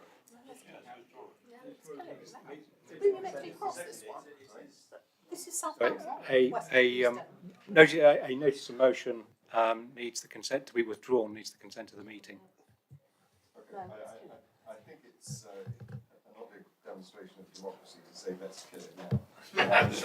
Surely you may not agree with it, but to allowing me to take it away and refine it and bring it back. Just don't kill it. No, you should have done that before you put it in. I don't want to be here all day. Yeah, but we haven't got anything to vote on at the moment. Chairman, David. Right. Chairman, the question, the motion can only be withdrawn if the meeting consents. If the meeting doesn't consent, then the motion is there to be debated and is open to be lost or won. Up to the meeting. All right. I was trying to be helpful. I shouldn't be. Right. Okay. We'll debate what we've got up on. Simple as that. Yeah. Councillor Baldry. Chairman, we've had a constructive and unified meeting in the main. I greatly regret the words of the leader to say, let's kill it now. I think those are very unfortunate words. I'd like her to withdraw them, please. It was me, and I will withdraw them, but this motion actually makes me very cross. And if you'd like me to explain why, I will briefly. It was the motion, not people. Councillor Pearce. Where are we? Yes. Yeah, thank you. This does really make me very cross, especially when I hear that it's about East Devon and not South Hams. This country has just spent just over 2 years with the threat posed by COVID. That included periods of lockdown and the council having to respond to changing circumstances as we supported our vulnerable residents and our businesses through those difficult times.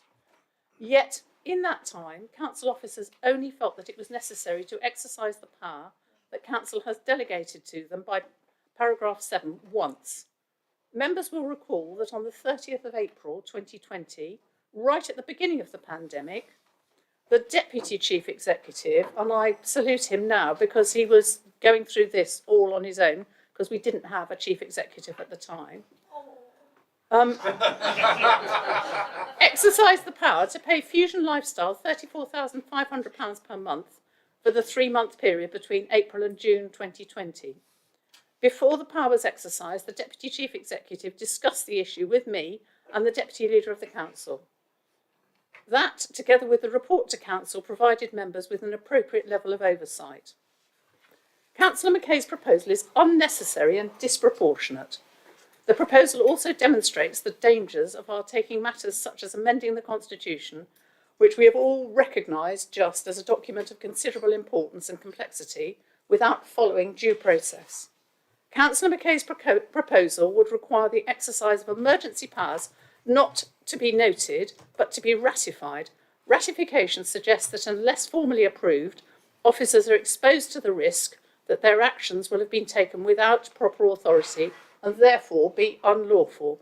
And I would not want to see any of our officers in that position, particularly in this kind of a situation where they were exercising due authority. This will prevent officers from acting flexibly and swiftly, which Councillor McKay accepts is necessary. I therefore recommend all members to vote against this motion, please.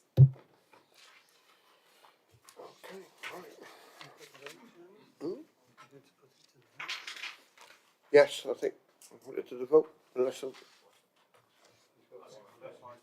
right, okay, all those in favour of the... Oh, right. Yes, you have got the right. I just think that the picture that has just been painted is just misleading and incorrect. None of what is being suggested would be putting officers in a position where it would be unlawful. I am simply asking that the members are involved more in the process of managing an emergency. And what I'm being proposed here, I mean, maybe you might like to amend it, but that is surely a principle that is can't be ignored or just. I mean, it seems to me a fundamental principle of democracy that members should be involved, be it in an emergency or not. And all of this is doing is trying to provide a mechanism whereby members can be involved. Obviously, during the course of the emergency, most of the hard work will be done by officers, and I wouldn't criticise any of the officers during the course of the problems that we went through during 2020 and 21. You know, I mean, that is not the purpose of this at all. The purpose of this is simply to address the lack of democracy and to try and preserve it. And I would ask people just to excuse me. I don't. Is there a time limit? I have almost finished. I would just ask members to consider that and allow me to withdraw it, because that is what I'm asking to do here.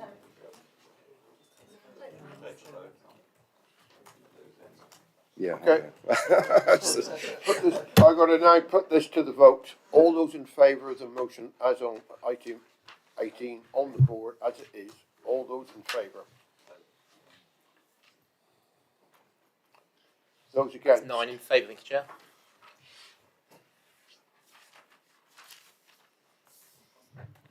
And 17 against, thank you, Chair. Any abstentions? No, there's not, is there? 9, 7, 16, 26, that's correct. Thank you, members. I now thank you for your attendance, and we've got through the whole lot. We've done it. We've got nothing finished. I close the meeting.